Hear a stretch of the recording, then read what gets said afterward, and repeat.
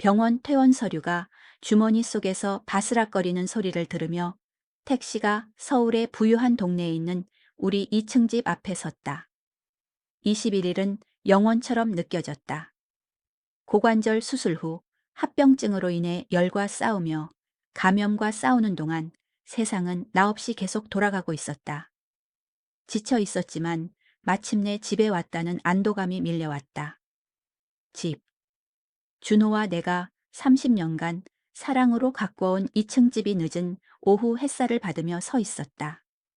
수십 년 전에 내가 심은 무궁화는 내가 없는 동안 돌봄이 필요했음에도 여전히 길을 따라 피어 있었다. 운전기사가 내 지팡이를 보며 짐 옮기는 것 좀 도와드릴까요, 사모님? 하고 물었다. 문까지만 부탁해요. 병원의 건조한 공기 때문에 여전히 거친 목소리로 나는 답했다. 아들이 기다리고 있을 거예요. 우리가 문에 차에 닿기도 전에 현관문이 열렸다. 외아들인 민준이 문간에 서 있었는데 내가 기대했던 다정한 미소 대신 전에 본 적 없는 차갑고 멀고 단호한 표정을 짓고 있었다. 엄마. 그의 목소리는 그의 얼굴과 같았고 무심하고 딱딱했다. 그의 뒤로 거실에서 움직이는 모습이 보였다. 그의 아내 혜진. 그리고 그녀의 부모님인가. 민준아, 무슨 일이야? 나는 앞으로 걸어가며 물었다. 그는 길을 막고 비켜서지 않았다. 여기 오지 말았어야 했어요. 내일 오실 줄 알았는데요. 택시 운전기사는 긴장감을 느끼고 내 작은 여행 가방을 내 옆에 내려놓았다. 나는 서둘러 계산을 마쳤고 그가 떠나지 않았으면 하고 갑자기 바랐다. 할 말이 좀 있어요. 택시가 떠나자 민준이 말을 이었다. 엄마가 입원해 있는 동안 상황이 변했어요. 이 집은 더 이상 엄마 소유가 아니에요. 회복 중인 내 몸과는 상관없이 오한이 느껴졌다. 무슨 소리 하는 거니? 정리했어요. 혜진이 부모님께서 경기돼서 이사 오셔야 했고요. 그리고 이 집은 엄마 혼자 살기에는 공간이 너무 넓잖아요. 서류 작업은 끝났어요. 다른 거처를 알아보셔야 할 거예요. 나는 그의 말을 이해하려고 애썼다. 서류? 무슨 서류? 나는 아무것도 서명하지 않았다. 민준아, 말도 안 돼. 당장 내 집에 들어가게 해줘. 나는 지팡이에 몸을 크게 의지하며 다시 한 걸음 나섰다. 이번에는 혜진이 그의 옆에 나타났다. 완벽하게 스타일링된 그녀의 머리카락에는 내가 알아볼 수 있는 나의 비녀가 꽂혀 있었다. 우리 결혼 25주년 기념으로 준호가 준 선물이었다. 미나, 아주머님. 그녀가 지난 몇 년간 익숙해진 가식적인 상냥함으로 말했다. 아주머님 물건은 다 상자에 포장해 놨어요. 차고에 있어요. 머무시는 곳으로 배달해 드릴 수 있어요. 그들 뒤에서 혜진의 부모님인 태호와 선미가 모습을 드러냈다. 지난 몇 년간 그들을 겨우 몇 번 만났었다. 키가 크고 우아한 은발의 태호는 항상 오만하다고 생각했었다. 항상 비판적인 표정의 선미는 나의 소박한 집에 대한 경멸을 숨기려고 애쓰지 않았고 지금은 마치 자신의 집인 것처럼 그 안에 서 있었다. 이렇게 되어서 유감입니다. 태호는 전혀 미안해하는 기색 없이 말했다. 하지만 민준이 정리를 아주 분명하게 해놨더군요. 집은 법적으로 소유권 이전이 완료되었습니다. 법적으로? 나는 말을 더듬었다. 그건 불가능해. 나는 아무것도 서명하지 않았어. 민준의 얼굴이 굳어졌다. 위임장이요.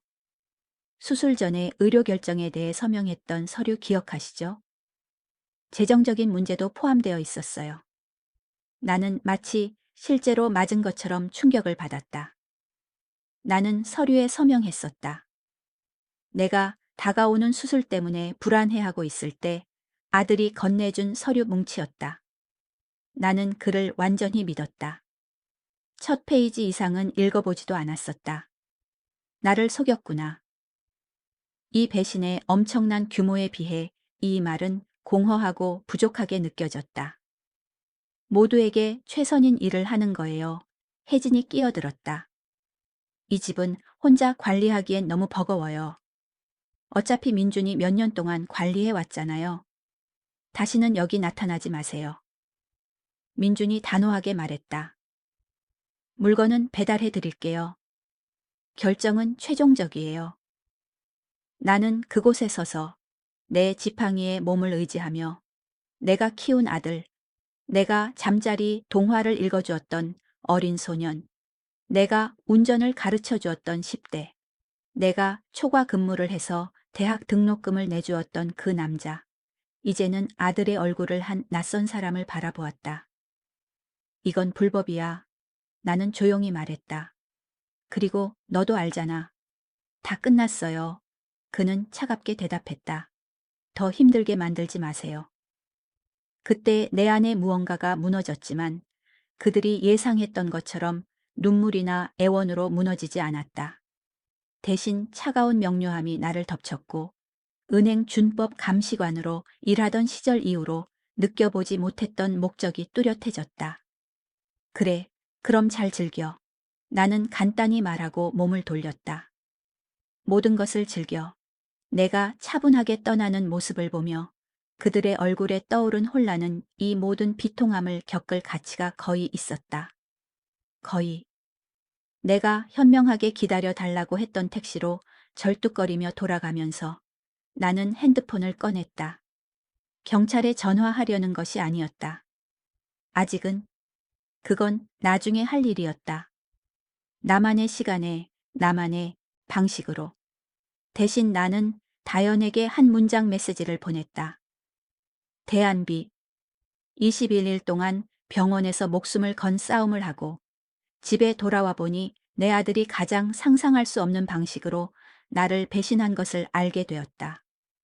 여전히 약해진 몸을 지팡이에 의지한 채 나는 아들과 그의 아내가 내 사랑하는 집을 그녀의 부모님에게 넘겨주었다는 잔인한 현실에 직면했다. 그들이 깨닫지 못하는 것은 나의 차분한 즐겨 라는 말이 항복이 아니었다는 것이다. 그것은 나의 방역의 시작이었다. 서울 도심의 호텔방은 개성이 없었지만 깨끗했다. 내가 힘과 기지를 모으는 동안의 임시 피난처였다. 나는 침대 끝에 앉아 핸드폰을 쳐다보며 손이 여전히 떨리고 있었다. 다연은 즉시 답장했다. 알았어, 몸 조심해. 갈게. 다연과 나는 대학 시절부터 40년 지기 친구였다.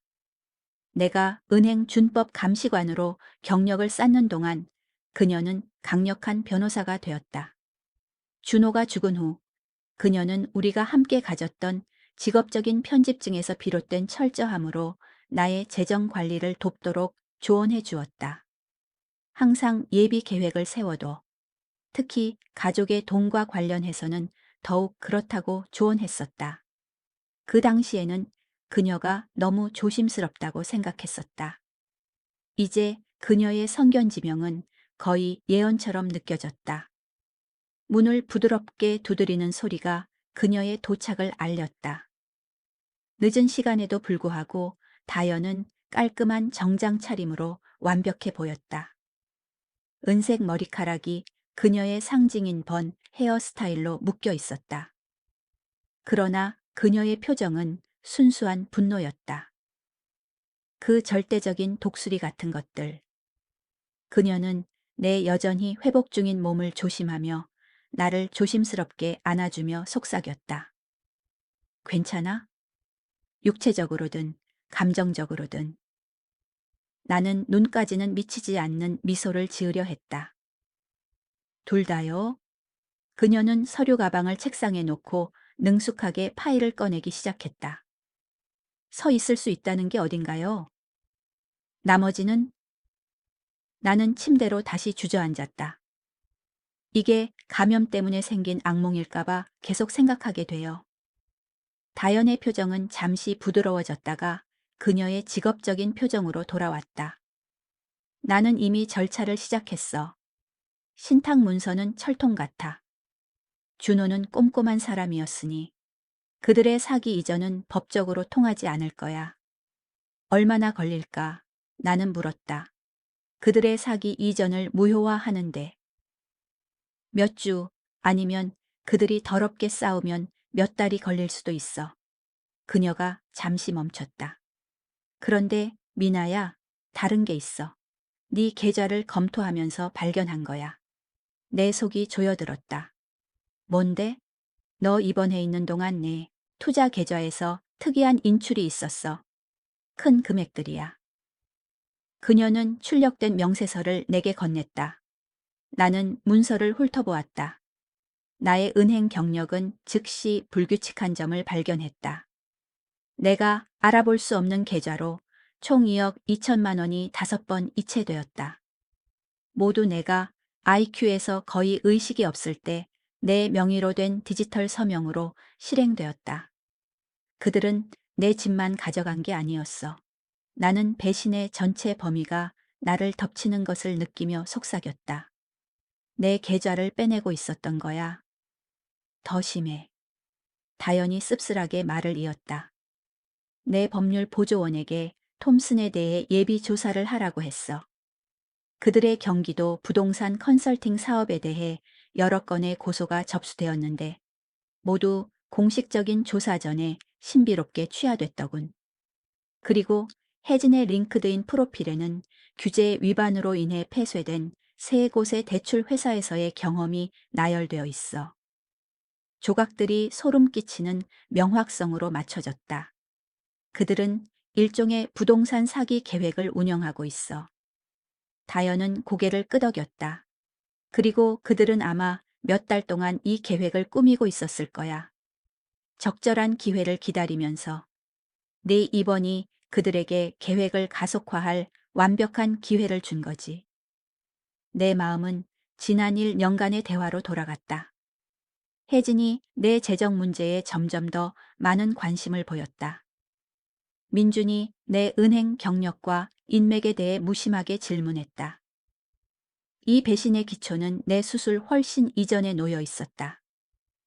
민준, 나는 목소리가 막히는 그의 이름을 말했다.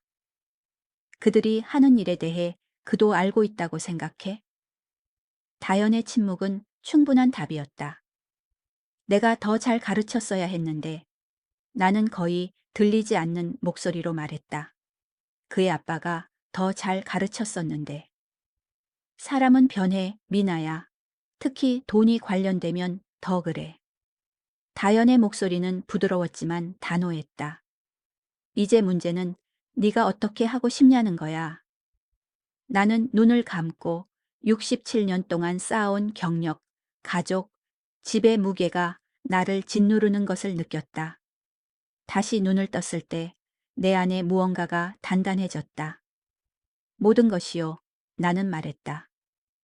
내 것을 되찾고 그들이 한 일에 대해 책임을 지게 하기 위해 가능한 모든 것을 할 거예요. 모두가. 민준도. 다연의 눈썹이 살짝 올라갔다. 어머니로서의 보호 조항은 없는 거야? 그는 선택했어. 말하기는 아팠지만 사실이었다. 그가 불법적인 일에 연루되어 있다면 그는 그로 인해 무엇이든 감수해야 해. 그녀는 내 결의에 만족한 듯 고개를 끄덕였다. 그럼 우리는 똑똑하게, 전략적으로 움직여야 할 거야. 나에게 우리가 발견한 것에 매우 관심이 있을 금융범죄 수사과의 연락처가 있어. 나도 연락할 곳이 있어. 나는 옛 동료들을 생각하며 대답했다. 하지만 너무 빨리 움직이고 싶지 않아. 그들은 내가 좌절했다고 믿고 있을 거야. 부끄러움에 물러날 무력한 노인이라고. 그들의 그런 인식이 우리에게 유리하게 작용할 거야. 어떻게 생각하고 있어? 나는 가방에 손을 넣어 나의 은행 시절 생명줄이었던 작은 검은색 수첩을 꺼냈다. 먼저 모든 것을 기록할 거예요. 모든 인출, 그들이 위조한 모든 문서, 그들이 말한 모든 거짓말. 그리고 나서 돈의 흐름을 쫓을 거예요. 그들이 사기 조직을 운영하고 있다면 패턴이 있을 거예요. 다연이 미소 지었다. 우리가 젊은 시절에 보았던 날카로운 포식자 같은 미소였다. 그리고 나서, 그리고 나서 나는 차가운 결의가 솟아오르는 것을 느끼며 말했다. 그들이 가장 예상하지 못할 때 덫을 놓을 거예요. 우리가 계획을 짜기 시작했을 때 민준에게서 문자 메시지가 왔다. 엄마, 치료를 위해 남은 자금을 이체하려면 투자 계좌 비밀번호가 필요해요. 가능한 한 빨리 보내주세요. 나는 다연에게 메시지를 보여줬고 그녀는 역겹다는 듯 고개를 저었다. 뭐라고 답장해야 할까? 나는 물었다. 아무것도. 그들이 궁금해하게도, 걱정하게도. 나는 고개를 끄덕이며 핸드폰을 옆에 두었다. 예전의 미나였다면 즉시 답장하여 상황을 부드럽게 하고 어떤 대가를 치르더라도 평화를 유지하려고 했을 것이다. 하지만 그 미나는 도둑맞은 내 집 문턱에 남겨져 있었다. 이 미나는 더 긴 게임을 하고 있었다.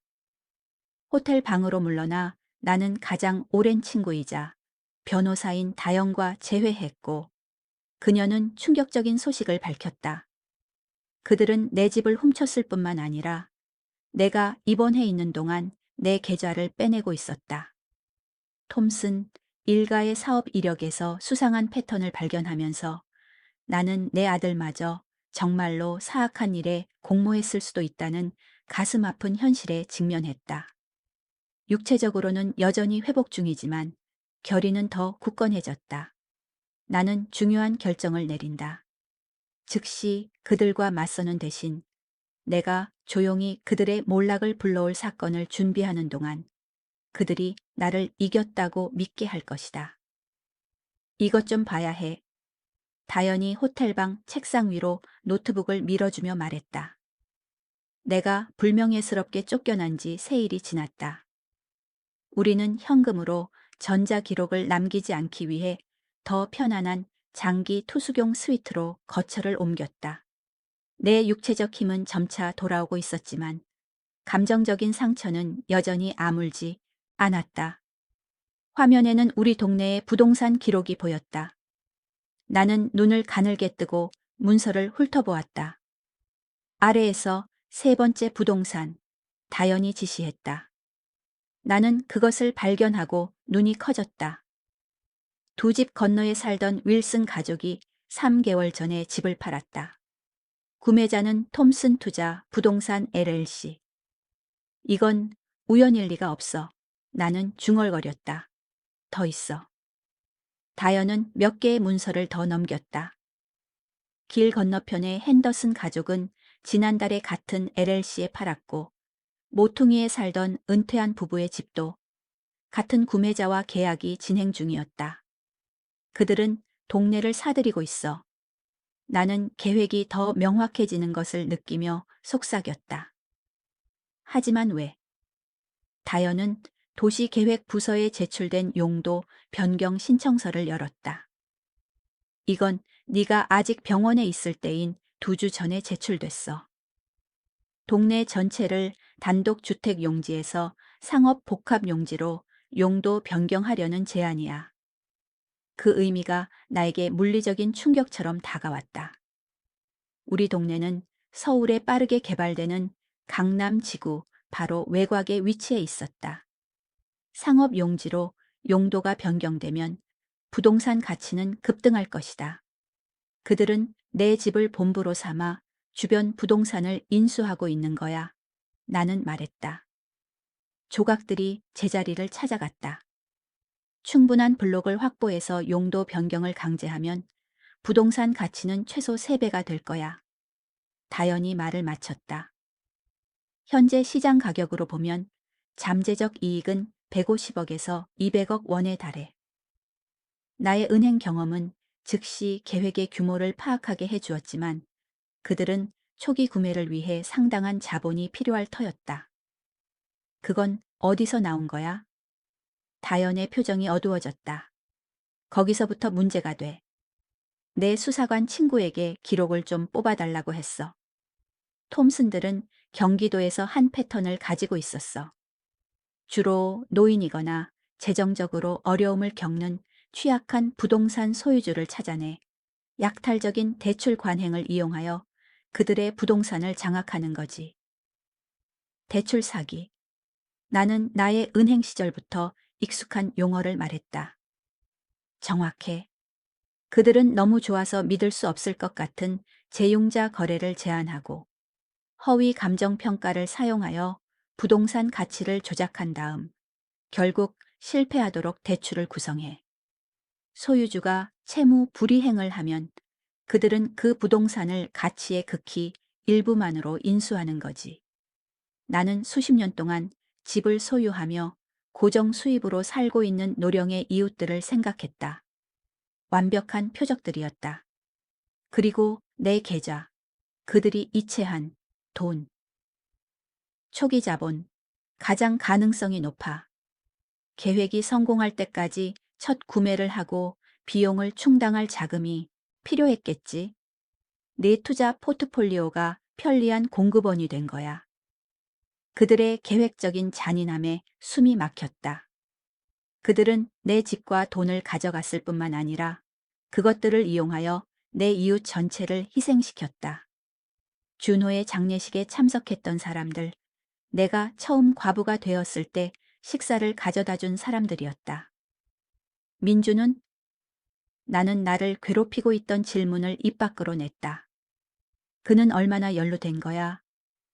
다연은 다른 파일을 열기 전에 망설였다. 이건 3주 전에 경기도 제1은행에서 녹화된 거야. 보안 카메라 영상에는 민준과 혜진이 함께 은행에 들어가서 대출 담당자를 만나는 모습이 담겨 있었다. 타임스탬프는 내가 ICU에서 심하게 진정되어 있던 수술 이틀 후를 보여줬다. 그들은 위임장을 사용해서 내 안전 금고에 접근했어. 나는 중요한 서류를 보관하던 은행을 알아보고 깨달았다. 맞아. 그리고 접근 기록에 따르면 그들은 너의 원래 부동산 소유권 증서와 신탁 문서를 포함하여 여러 항목을 가져갔어. 나는 잠시 눈을 감고 압도당했다. 한때 보드게임을 할 때 절대적인 공정함을 주장했던 5만 원이 든 지갑을 발견해서 돌려주었던 내 아들. 어쩌다 이렇게 변했을까? 한 가지 더 봐야 할 게 있어. 다연이 조용히 말하며 이메일 체인을 열었다. 이건 내 금융감독원 연락처 중 한 명이 나에게 전달한 거야. 그들은 톰슨들을 한동안 주시하고 있었거든. 이 이메일들은 8개월 전부터 혜진과 그녀의 아버지 사이에 오고 간 것이었다. 그들은 얇게 가려진 언어로 자신들의 계획을 논의하고 있었다. 내 동네의 표적 부동산을 식별하고 어떤 집주인이 자신들의 계획에 취약할지 평가하고 있었으며 가장 소름 끼치게도 일단 접근을 확보하면 내 집을 자신들의 운영본부로 사용하겠다는 것을 구체적으로 언급하고 있었다. 한 줄이 특히 내 피를 차갑게 만들었다. 여전히 망설이지만 마음을 돌리고 있어. 엄마는 계획된 수술에서 완전히 회복하지 못할 것 같대. 타임라인 가속화. 계획된 수술? 나는 거의 들리지 않는 목소리로 그 단어를 반복했다. 내 고관절 수술은 응급수술이 아니었다. 몇 달 전에 예정된 것이었다. 미나야. 다연의 목소리는 나를 충격에 대비시키려는 듯 경고를 담고 있었다. 그들은 이것을 기다리고 있었어. 나는 끔찍한 진실을 깨달으며 말을 이었다. 그들은 내가 수술 후에 취약해질 것을 알았어. 그들은 그걸 기대하고 있었던 거야. 우리는 민준이 그 전체 범위를 이해했는지 알 수 없어. 그만해. 나는 아들에 대한 더 이상의 변명을 견딜 수 없어 손을 들었다. 그는 충분히 알았어. 그들은 내 집과 내 돈을 원한다는 것을 그는 알았어. 내가 무력해져 있는 동안 그들이 무언가를 계획하고 있다는 것을 알았어. 이 깨달음의 고통은 어떤 수술 절개보다도 더 날카로웠다. 내 자식은 나를 배신했을 뿐만 아니라 계산적이고 예견적인 방식으로 그렇게 했다. 나는 아픈 엉덩이를 무시하고 일어섰고 창문으로 향했다. 서울의 스카이라인은 저녁 빛 속에서 반짝이며 그 한가운데서 벌어지는 나의 작은 비극에 무관심했다. 어떻게 하고 싶어? 다연이 조용히 물었다. 나는 완벽하게 명확한 결심을 하며 그녀에게 돌아섰다. 나는 정의를 원해. 나는 간단히 말했다. 나뿐만 아니라 그들이 표적으로 삼았거나 삼으려 했던 모든 사람들을 위해서. 그리고 내 집을 되찾을 거야. 다연은 엄숙하지만 단호한 표정으로 고개를 끄덕였다. 그럼 우리는 신중하게 움직여야 할 거야. 전략적으로. 그들은 이겼다고 생각하고 있어. 그게 우리에게 기습의 요소를 주는 거지. 좋아. 나는 이미 내 마음에 형성되고 있는 계획을 생각하며 대답했다. 왜냐하면 나는 그들에게 그들의 인생에서 가장 큰 놀라움을 선사할 거니까. 나는 다연과 부동산 기록을 검토하면서 충격적인 패턴이 드러났다. 톰슨들은 수백억 원에 달하는 대규모 용도 변경 계획을 세우며 내 동네의 집들을 체계적으로 사들이고 있었다. 내가 민준이 단순한 기회주의적 참여자가 아니었다는 증거를 발견했을 때 배신감은 더욱 깊어졌다. 그는 몇 달 전부터 그들의 계획을 알고 있었고 어쩌면 내 예정된 수술에 맞춰 그들의 인수를 계획했을 수도 있었다. 이제 내 이웃과 이전 이웃들이 그들의 약탈적인 계획의 위험에 처했기 때문에 나의 결심은 더욱 굳건해졌다. 이것은 더 이상 내 집을 되찾는 것에 관한 것이 아니었다. 더 많은 취약한 사람들이 희생자가 되기 전에 정교한 사기 조직을 막는 것에 관한 것이었다. 그리고 나는 그것을 어떻게 해야 하는지 정확히 아는 사람이었다. 미나야, 정말 괜찮은 거야? 다연이 호텔 화장실 거울 앞에서 화장하는 나를 보며 걱정스러운 목소리로 물었다. 네 엉덩이는 아직 회복 중이잖아. 나는 병원 침대에서 스물한 일을 무력하게 느꼈어. 나는 흔들리지 않는 손으로 립스틱을 조심스럽게 바르며 대답했다. 무력함은 이제 끝났어. 내가 쫓겨난 지 일주일이 지났다. 그동안 다연과 나는 톰슨들의 작전에 대한 포괄적인 이해를 구축했다. 그들의 경기도 사업은 약탈적인 계약과 위조된 문서로 모든 것을 잃은 노인 집주인들인 피해자들의 흔적을 남겼었다. 이제 그들은 내 집을 운영본부로 삼아 서울에서 같은 계획을 재현하고 있었다. 타이밍이 완벽해야 해. 나는 마지막으로 내 모습을 확인하며 그녀에게 상기시켰다. 우아한 회색 바지 정장과 절제된 보석은 내가 원했던 이미지를 정확히 보여주었다. 패배한 노인이 아니라 수십 년 동안 몸담았던 노련한 은행 전문가의 모습이었다. 수사관 리브스와 켈러한이 대기하고 있어. 다연이 확인해 주었다. 우리가 신호를 보내야 움직일 거야. 사기 조직의 규모를 발견한 후 우리는 증거를 국가수사본부의 금융범죄수사과에 가져갔다. 수사관들은 몇 달 동안 톰슨들에 대한 사건을 구축하고 있었지만 우리가 제공한 내부 정보는 없었다. 우리는 거래를 성사시켰다. 그들은 더 구체적인 증거를 수집할 수 있도록 즉각적인 체포를 보류하고 그 대가로 나는 내 자산을 회수하는데 우선적인 고려를 받기로 했다. 기억해. 그들이 내 신분과 금융 정보를 사용하고 있다는 문서화된 증거가 필요해. 나는 우리의 전략의 핵심을 되새겼다. 은행 접근, 위조된 서명, 계획에 대한 명시적인 인정. 그것들이 없으면 그들은 내가 자발적으로 모든 것을 이전했다고 주장할 수 있었다. 다연은 고개를 끄덕이며 시계를 확인했다. 혜진의 주간 미용실 예약이 30분 후에 시작해. 그녀는 최소 2시간 동안 자리를 비울 거야. 태호와 선미는 시내 건너편 부동산 매물을 보러 갔고 민주는 그의 일정표에 따르면 5시까지는 일하고 있을 거야. 완벽해. 한때 정겹다고 생각했던 내 아들의 예측 가능한 일상이 이제는 전술적 이점이 되었다. 나는 심호흡을 하고 마음을 가다듬었다. 가자. 택시가 내 집에서 2블록 떨어진 곳에 나를 내려주었다. 나는 실제 지지보다는 허약해 보이는 모습을 연출하기 위해 지팡이를 사용하며 천천히 걸었다. 동네는 항상 같아 보였다.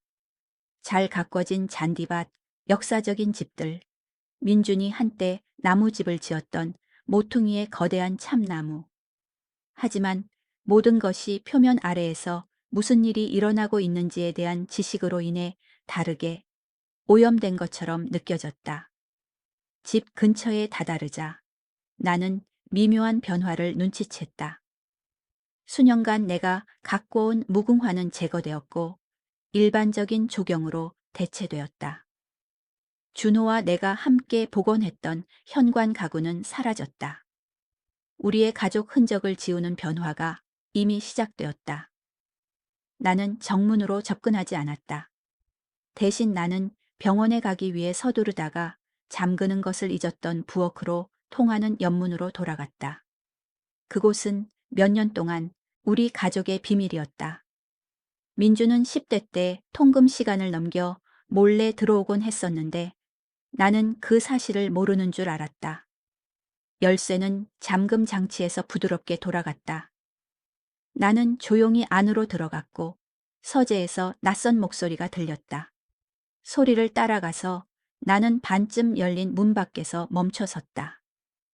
윌슨 부동산 계약은 금요일로 예정되어 있어. 내가 태호의 목소리임을 알아본 남자 목소리가 말했다. 그게 완료되면 우리는 블록의 40%를 장악하게 될 거야. 핸더슨 부동산은? 낯선 다른 목소리가 물었다. 아마 우리 직원이 이미 끝냈을 거야. 우리는 윌슨 아주머니의 은행 인증 정보를 사용해서 자금을 확보했어. 아주 깔끔하게 말이야. 내 손이 지팡이를 꽉 잡았다. 그들은 내 은행 명성과 인증 정보를 사용하여 사기를 용이하게 하고 있었다. 바로 우리가 증명해야 할 것이었다. 나는 문을 열기 전에 핸드폰의 녹음 앱을 활성화했다. 장면은 정지된 그림처럼 얼어붙었다. 태호는 준호의 골동품 책상 뒤에 앉아 있었고 그의 동료들은 창가에 서 있었으며 둘 다 벌거벗은 충격을 받은 채 나를 쳐다보고 있었다. 안녕하세요, 태호 씨. 나는 침착하게 말했다. 내 서재에서 사업 논의 중이셨네요.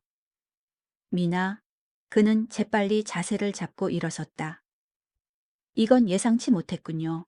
어떻게 들어오셨죠? 문으로요. 나는 간단히 대답했다. 법적으로 여전히 내 소유인 이 집의 문으로요. 그의 동료, 30대 초반에 초조해 보이는 남자가 우리 사이를 힐끔거렸다. 나중에 다시 올까요? 톰슨 씨? 그럴 필요 없어요. 나는 태호가 대답하기도 전에 말했다. 그냥 필요한 개인 서류를 좀 가지러 왔어요. 태호의 표정이 굳어졌다. 이 부동산은 더 이상 당신 소유가 아닙니다. 민준이 그 점을 아주 분명히 했죠. 그래, 그랬지. 나는 동의하며 구석에 있는 서류 캐비닛으로 다가갔다. 그의 의도는 아주 분명했어. 마치 당신들이 당신들의 의도를 분명하게 했듯이 내 은행 인증 정보를 당신들의 자금 조달에 사용해서 말이야. 태호의 얼굴에서 핏기가 가셨다. 무슨 말씀이신지 모르겠군요. 정말 몰라요? 나는 캐비닛 서랍을 열고 폴더를 꺼냈다. 핸더슨 부동산, 내 인증 정보를 사용해서 자금을 확보한 거. 방금 당신들이 논의하는 걸 들었어. 동료는 문 쪽으로 뒷걸음질 쳤다. 톰슨 씨, 저는 정말 가봐야겠어요. 미나 아주머님은 혼란스러워 하시는 겁니다. 태호가 날카롭게 말했다. 최근 입원으로 인해 정신 상태에 영향이 있었어요. 그렇지 않나요, 미나 아주머님? 나는 얇게 미소 지으며 서랍을 닫았다. 내 정신 상태는 완벽하게 맑아요. 당신과 선미, 그리고 혜진이 정확히 무슨 일을 하고 있는지 이해할 만큼 충분히 맑아요. 내 아들이 그가 돕고 있는 사기의 법적 함의를 완전히 이해하고 있는지 궁금해할 만큼 충분히 맑아요. 태호의 얼굴은 변했고 걱정하는 표정은 계산된 위협으로 바뀌었다. 당신은 아무 증거도 없고 설령 있다 해도 당신의 아들보다 당신을 믿을 사람은 아무도 없을 겁니다. 이제 경찰을 불러 당신을 불법 침입으로 체포하기 전에 나가세요. 나는 그의 말을 고려하는 척 고개를 끄덕였다. 한 가지는 옳았어요, 태호. 증거가 필수적이죠. 나는 내 핸드폰을 들어 올렸고 녹음 앱이 선명하게 보였다. 그래서 제가 좀 확보하려고 한 거죠. 그의 눈이 커졌고 충격은 분노로 바뀌었다. 그 핸드폰 내놔. 그렇게는 안 될 겁니다. 나는 겉으로는 침착했지만 심장은 쿵쿵 뛰는 채로 문 쪽으로 뒷걸음질 쳤다. 내가 온 목적은 달성했어. 집은 즐길 수 있을 때 즐겨요. 내가 돌아서서 나가려 할 때 태호가 앞으로 달려와 내 팔을 멍이 들 정도로 강하게 잡았다. 그 녹음 파일을 가지고는 어디도 못 가. 나는 물리적인 대치 상황을 예상하지 못했다. 균형을 잡으려고 애쓰는 동안 여전히 회복 중인 엉덩이에 고통이 치솟았다. 놓으세요. 나는 일부러 목소리를 높여 요구했다. 먼저 핸드폰을 내놔. 그가 다른 손으로 그것을 잡으려 하며 으르렁거렸다. 바로 그 순간 정문이 활짝 열렸다. 국가수사본부입니다. 손머리 위로. 수사관 리브스와 켈러한이 무기를 꺼내 들고 달려 들어왔다. 태호는 얼어붙었고 천천히 내 팔을 놓으며 손을 들어 올렸다.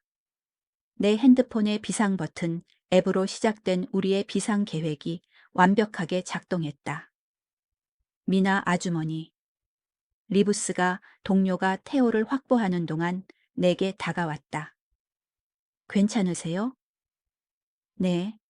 나는 문틀에 기대어 몸을 가누며 말했다. 그리고 제가 아주 흥미로워 하실 만한 것을 가지고 있다고 생각합니다. 나는 계산적인 위험을 감수하고 혜진이 없는 동안 내 집에 돌아와 잊어버렸던 연문을 사용해서 태호를 그들의 사기 행위에 대해 이야기하는 현장에서 잡았다. 내가 그를 추궁하자 그의 초기 충격은 위협적인 행동으로 바뀌었고 우리 국가수사본부의 연락처가 계획보다 일찍 개입할 수밖에 없었다. 물리적인 대치에도 불구하고 나는 태호가 그들의 계획에 내 은행 인증 정보를 사용했다는 것을 명시적으로 인정하는 녹음 파일을 확보했다. 그가 구금되는 것을 보면서 나는 이것이 그들의 조직을 해체하는 시작일 뿐이라는 것을 깨달았다. 진짜 시험은 내 아들이 무슨 일이 일어나고 있는지, 그리고 그의 어머니가 톰슨들의 몰락을 설계한 장본인이라는 것을 알게 될 때 올 것이다. 국가수사본부 사무실은 임상적으로 개성이 없었다. 베이지색 벽, 실용적인 가구, 희미한 커피와 종이 냄새. 나는 면담실에 앉아 있었고 리부스가 건네준 진통제에도 불구하고 엉덩이가 아파왔다. 윌슨 아주머니, 아주머니의 녹음 파일은 매우 가치 있습니다. 수사관 켈러한이 수첩을 닫으며 말했다. 아주머니와 다연 씨가 제공한 재정 문서와 결합하여 우리는 톰슨 일가의 모든 부동산과 사업 기록에 대한 영장을 확보하기에 충분합니다. 내 집은요? 나는 물었다. 내 계좌는? 판사는 이미 아주머니의 재산과 관련된 모든 거래를 동결하는 긴급 가처분 명령을 내렸습니다. 그가 나를 안심시켰다.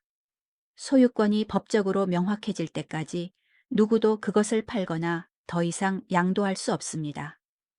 안도감이 나를 덮쳤지만 이것이 단지 시작에 불과하다는 것을 알기에 절제되었다. 톰슨들은 구금되었지만 민준과 혜진은 무슨 일이 일어났는지 모르고 있었다. 다음에는 어떻게 되나요? 내가 물었다. 오늘 저녁에 아주머님의 거주지에서 압수수색 영장을 집행할 겁니다. 리브스가 설명했다. 톰슨 부인은 신문을 위해 구금될 겁니다. 아주머님의 아들은 그녀는 잠시 멈추고 그녀의 직업적인 태도가 살짝 부드러워졌다. 아주머님의 진술을 고려할 때 우리는 그의 연루 정도를 판단해야 할 겁니다. 문이 열리고 다연이 들어왔고 그녀의 표정은 심각했지만 만족스러워 보였다. 첫 번째 영장이 방금 발부되었어. 그들은 경기도에 있는 톰슨 사무실에 동시에 움직이고 있어. 윌슨 아주머니, 켈러한이 조심스럽게 말했다. 이것이 어려운 일임을 알고 있습니다. 아주머님 집에서 영장 집행에 참석하는 것을 원치 않으시면 나는 갈 거예요. 나는 단호하게 말을 끊었다. 여긴 내 집이에요. 이 과정을 끝까지 보고 싶어요. 3시간 후 나는 내 집 건너편에 있는 무표정하고 평범한 국가수사본부 차량에 앉아 있었다. 오후의 빛이 발해가며 민준이 어렸을 때 놀았던 잔디밭에 긴 그림자를 들이우고 있었다. 혜진의 차가 차도에 있었다. 그녀는 미용실에서 돌아와 자신의 아버지가 현재 연방구치소에서 처리되고 있다는 사실을 전혀 모르고 있었다. 위치 확보. 리브스가 운전석에서 조용히 말했다. 그녀의 귀에 꽂힌 이어피스를 통해 업데이트를 듣고 있었다. 톰슨, 윌슨, 아주머니가 아드님과 함께 안에 있는 것으로 확인되었습니다. 그가 일찍 귀가했습니다. 내 심장이 조여들었다.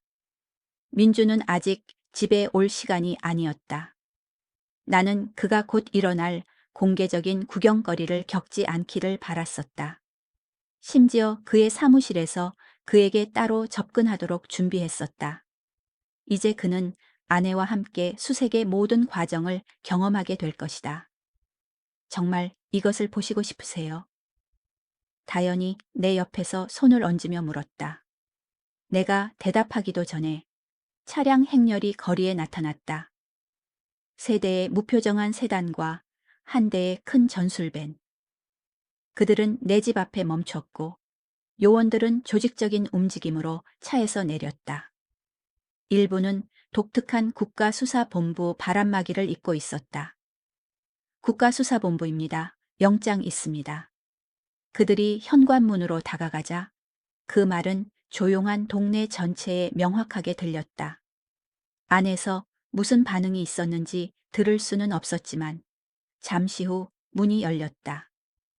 내가 있던 곳에서 보니 혜진이 문간에 서 있었고 그녀의 표정은 혼란에서 충격으로 변하고 있었다. 그녀의 뒤로 민준이 나타나 아내를 보호하려는 듯 그녀 옆에 섰다. 때가 됐습니다. 리브스가 문을 열며 말했다. 우리 뒤에 계셔주세요. 우리가 길을 건너자 소란에 이끌려 주변 집들에서 이웃들이 나왔다. 나는 그들의 시선을 느꼈다. 호기심, 걱정, 그리고 어떤 사람들은 펼쳐지는 드라마에 즐겁게 충격을 받은 듯했다.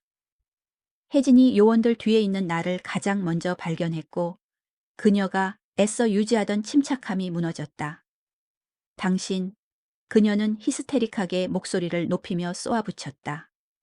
당신이 이렇게 한 거지? 민준의 눈이 나를 찾았고 그는 내가 요원들과 함께 있는 것을 보고 혼란에서 점차 공포로 표정이 변했다. 그들처럼 신문을 위해 끌려온 것이 아니라는 것을 깨달은 것이다. 엄마. 그의 목소리가 살짝 갈라졌다. 무슨 일이에요? 당신의 어머니께서 톰슨 가족이 저지른 광범위한 금융 사기에 대한 증거를 제공했습니다. 수사관 켈러한이 공식적으로 말했다. 우리는 이 건물을 수색하고 모든 관련 문서와 전자기기를 압수할 영장이 있습니다. 사기요. 민준이 진심으로 혼란스러운 표정으로 반복했다. 무슨 사기요? 말도 안 돼요. 말도 안 되니? 나는 앞으로 한 걸음 나섰고 내 지팡이가 보도블록에 리드미컬하게 부딪혔다. 태호는 오늘 아침에 내 서재에서 내 은행 인증 정보를 사용해서 사기 자금을 확보한 것에 대해 아주 명시적으로 말하던데. 혜진의 얼굴에서 핏기가 가셨다. 당신이 여기 있었어? 어떻게? 옆문으로 나는 간단히 대답했다. 이 집에 대해 당신이 귀찮아서 배우지 않았던 것들이 좀 있네, 혜진아. 예를 들어 이 집이 법적으로 우리 남편이 설립한 신탁에 속한다는 사실, 그리고 나를 포함한 모든 수탁자의 서명 없이는 양도될 수 없다는 사실 말이야. 물론 다현은 아무것도 서명하지 않았지. 민주는 아내와 나 사이를 오가며 점점 더 절망적인 표정을 지었다. 엄마, 오해가 있었어요. 우리는 엄마를 돕고 싶었을 뿐이에요. 내 집을 훔치고 내 계좌를 빼내고 당신 장인 가족이 내 금융 평판을 이용해서 부동산 계획을 실행하도록 도우면서 내 목소리는 그 밑에 소용돌이치는 감정에도 불구하고 흔들리지 않았다. 그건 돕는 게 아니야, 민준아. 그건 사기야. 그건 절도야. 톰슨 윌슨 부인, 신문을 위해 우리와 함께 가주셔야 합니다. 리브스가 끼어들며 차량 중 하나를 가리켰다. 혜진의 충격은 계산된 침착함으로 바뀌었다. 변호사가 입회하길 원합니다. 변호사 없이는 아무 말도 하지 않겠습니다. 그건 당신의 권리입니다. 켈러한이 민준에게로 돌아서기 전에 인정했다. 민준 씨, 당신과도 이야기해야 할 겁니다. 이해가 안 가요. 민준이 공허한 목소리로 말했다. 엄마, 무슨 짓을 하신 거예요? 그 질문, 너무나 근본적으로 뒤틀려 있고 자신의 죄책감을 인식하지 못하는 그의 모습을 너무나 잘 드러내는 그 질문이 내게 물리적인 충격처럼 다가왔다. 내가 무슨 짓을 했었냐고. 나는 그의 시선을 직접 맞추며 반복했다. 나는 자신과 다른 사람들을 자신이 원하는 것은 무엇이든 결과 없이 가져갈 수 있다고 믿는 사람들로부터 보호했어. 내가 너를 더 잘 가르쳤어야 했었는데, 민준아. 네 아빠가 더 잘 가르쳤어야 했었는데. 요원들이 혜진을 대기 중인 차량으로 안내하기 시작하자 그녀는 예상치 못한 도끼를 뿜으며 뒤돌아섰다. 당신이 이겼다고 생각하나? 우리 아빠 변호사들이 나선다면 당신이 뭘 상대하게 될지 모를 거야. 네 아버지는 이미 구금되어 있어. 나는 침착하게 말을 끊었다. 네 어머니도 마찬가지고 국가수사본부는 현재 경기도에 있는 너희 사무실을 수색하고 있지. 끝났어, 혜진아. 그녀는 요원들이 그녀를 단호하게 차로 안내하는 동안 분노로 얼굴이 일그러졌다. 민주는 다른 요원들이 증거 수집 장비를 들고 우리 집으로 들어가는 것을 멍하니 믿을 수 없다는 듯 지켜보며 현관에 서 있었다. 엄마, 내가 우리 차량으로 돌아가기 위해 다연을 따라 돌아서자 그가 조용히 말했다. 그들이 계획한 모든 것을 다 알지는 못했어요. 저를 믿어주셔야 해요. 나는 잠시 멈춰서서 내가 키운 아들의 얼굴을 살피며 그의 눈에서 진실을 찾았다. 네가 모든 것을 알지는 못했겠지. 나는 인정했다. 하지만 민준아, 너는 충분히 알았어. 그리고 넌 나보다 그들을 선택했어. 내가 돌아서서 걸어가자. 그의 목소리가 갈라지며 나를 불렀다. 이제 어디로 가야 하는 거예요? 나는 뒤돌아보지 않았다. 그 질문은 그가 나를 내 집에서 쫓아냈을 때 내가 직면했던 질문과 똑같았다. 그 대칭적인 상황이 내게 씁쓸하게 다가왔지만 내 아들과는 달리 그의 괴로움에서 만족감을 찾지 못했고 우리가 둘 다 잃어버린 것에 대한 깊은 슬픔만을 느꼈다. 어떤 배신은 단순한 용서로는 너무 깊은 상처를 남긴다는 것을 나는 배우고 있었다. 국가수사본부 요원들이 내 집을 덮치고 혜진을 체포하고 민준을 신문하는 동안 나는 길 건너에서 복수심과 가슴 아픔 사이에서 갈등했다. 내가 그들의 몰락을 설계했다는 것을 깨달은 아들의 얼굴에 나타난 혼란은 그가 그들의 계획에 대해 무지하다고 주장하면서 곧 절박한 부정으로 바뀌었다. 혜진의 침착함이라는 가면은 마침내 무너졌고 그 밑에 숨겨진 계산적인 범죄자의 모습이 드러났다. 한편 내 마음 한구석은 민준의 애처로운 질문에 아파왔다. 이제 어디로 가야 하는 거예요? 나는 그가 나에게 가한 일을 정확히 경험하고 있다는 것을 깨닫는다. 어떤 교훈은 끔찍한 대가를 치르게 하지만 곧 되찾을 집을 떠나면서 나는 이 대치가 정의를 향한 그리고 어쩌면 언젠가 치유를 향한 더 긴 여정의 첫걸음이었다는 것을 안다. 뭐라도 좀 먹어 미나야. 다연은 우리의 임시 사무실이 된 호텔방 책상 위로 국이 담긴 용기를 내게 밀어주었다. 국가수사본부의 급습 이후 3일이 지났다. 성명서 제출, 증거 검토, 그리고 법적 절차들로 인해 그동안 일어난 일에 감정적인 여파를 처리할 시간이 거의 없었다. 배고프지 않아. 나는 다연히 그녀의 사무실에서 가져온 최신 문서들을 분류하며 대답했다. 며칠째 배고파하지 않고 있잖아. 그녀는 고집스럽게 말했다. 네 몸은 아직 회복 중이야. 힘이 필요해. 나는 그녀의 말이 옳다는 것을 알고 한숨을 쉬었다. 스트레스와 육체적 부담은 나를 지치게 했다. 나는 마지못해 국 용기를 열고 닭고기 수프 한 숟가락을 떠먹었다. 나아졌네. 다연은 만족한 듯 고개를 끄덕였다. 이제 내일 만날 것에 대해 논의해야 해. 그녀가 언급한 만남은 급습 이후 민준과의 첫 대면이었다. 그는 그의 변호사를 통해 요청했는데 그 젊은 국선 변호사 마커스 리드는 어제 다연에게 연락했었다. 그는 톰슨들의 작전 범위를 이해하지 못했다고 주장해 다연은 중립적인 어조로 말을 이었다. 혜진이 대부분에 대해 그를 어둠 속에 두었다고 말하더군. 그리고 그가 나를 속여 서명하게 한 위임장과 내 계좌에서 이루어진 이체에 대해서도 나는 내 목소리에서 씁쓸함을 감출 수 없었다. 그것도 어둠 속에 있었나? 다연의 표정이 부드러워졌다. 나는 그를 변호하는 게 아니야, 미나야. 그냥 그의 변호사가 말한 것을 전달하는 것뿐이야. 나는 수프 숟가락을 내려놓았고 식욕은 다시 사라졌다. 이 리드 씨가 또 뭐라고 했어? 민주는 수사에 전적으로 협조하기를 원해. 그는 자신의 사건에서 선처를 받는 대가로 혜진과 그녀의 부모에 대해 완전한 증언을 제공하겠다고 제안했어. 그는 그들을 배신하고 있었다. 이 깨달음은 나를 놀라게 하지 않았어야 했지만 왠지 모르게 놀라웠다. 내가 알던 민주는 충성심이 지나칠 정도로 강한 사람이었다. 자기 보존? 다연히 제안했다. 톰슨 일가에 대한 증거는 압도적이야. 그는 현명한 법적 결정을 내리는 거지. 그리고 그가 내게 원하는 건 뭐지? 나는 이미 알고 있다고 짐작했지만 물었다. 공식적으로는 아무것도 없어.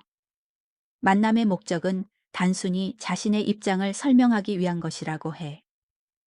다연의 회의적인 어조는 그녀가 이것이 전체 이야기는 아니라고 믿고 있음을 분명히 했다. 비공식적으로는 내 생각에 그는 네가 검사들에게 자신을 위해 말해주기를 바라는 거야. 어머니의 선처를 구하는 탄원은 상당한 영향력을 가질 수 있거든. 나는 눈을 감고 갑자기 측량할 수 없을 정도로 지쳐버렸다. 민준을 마주하고 그의 변명과 핑계를 듣는다는 생각만으로도 가슴이 아프게 조여들었다. 그를 만나지 않아도 돼. 다연히 부드럽게 나를 상기시켰다. 이 시점에서 너는 그에게 아무것도 빚진 게 없어. 알아. 나는 말했다. 하지만 답을 얻어야 해, 다연아. 내 아들이 어떻게 이런 짓을 할 수 있는 사람이 되었는지 이해해야 해. 연방 건물 면담실은 엄숙했다.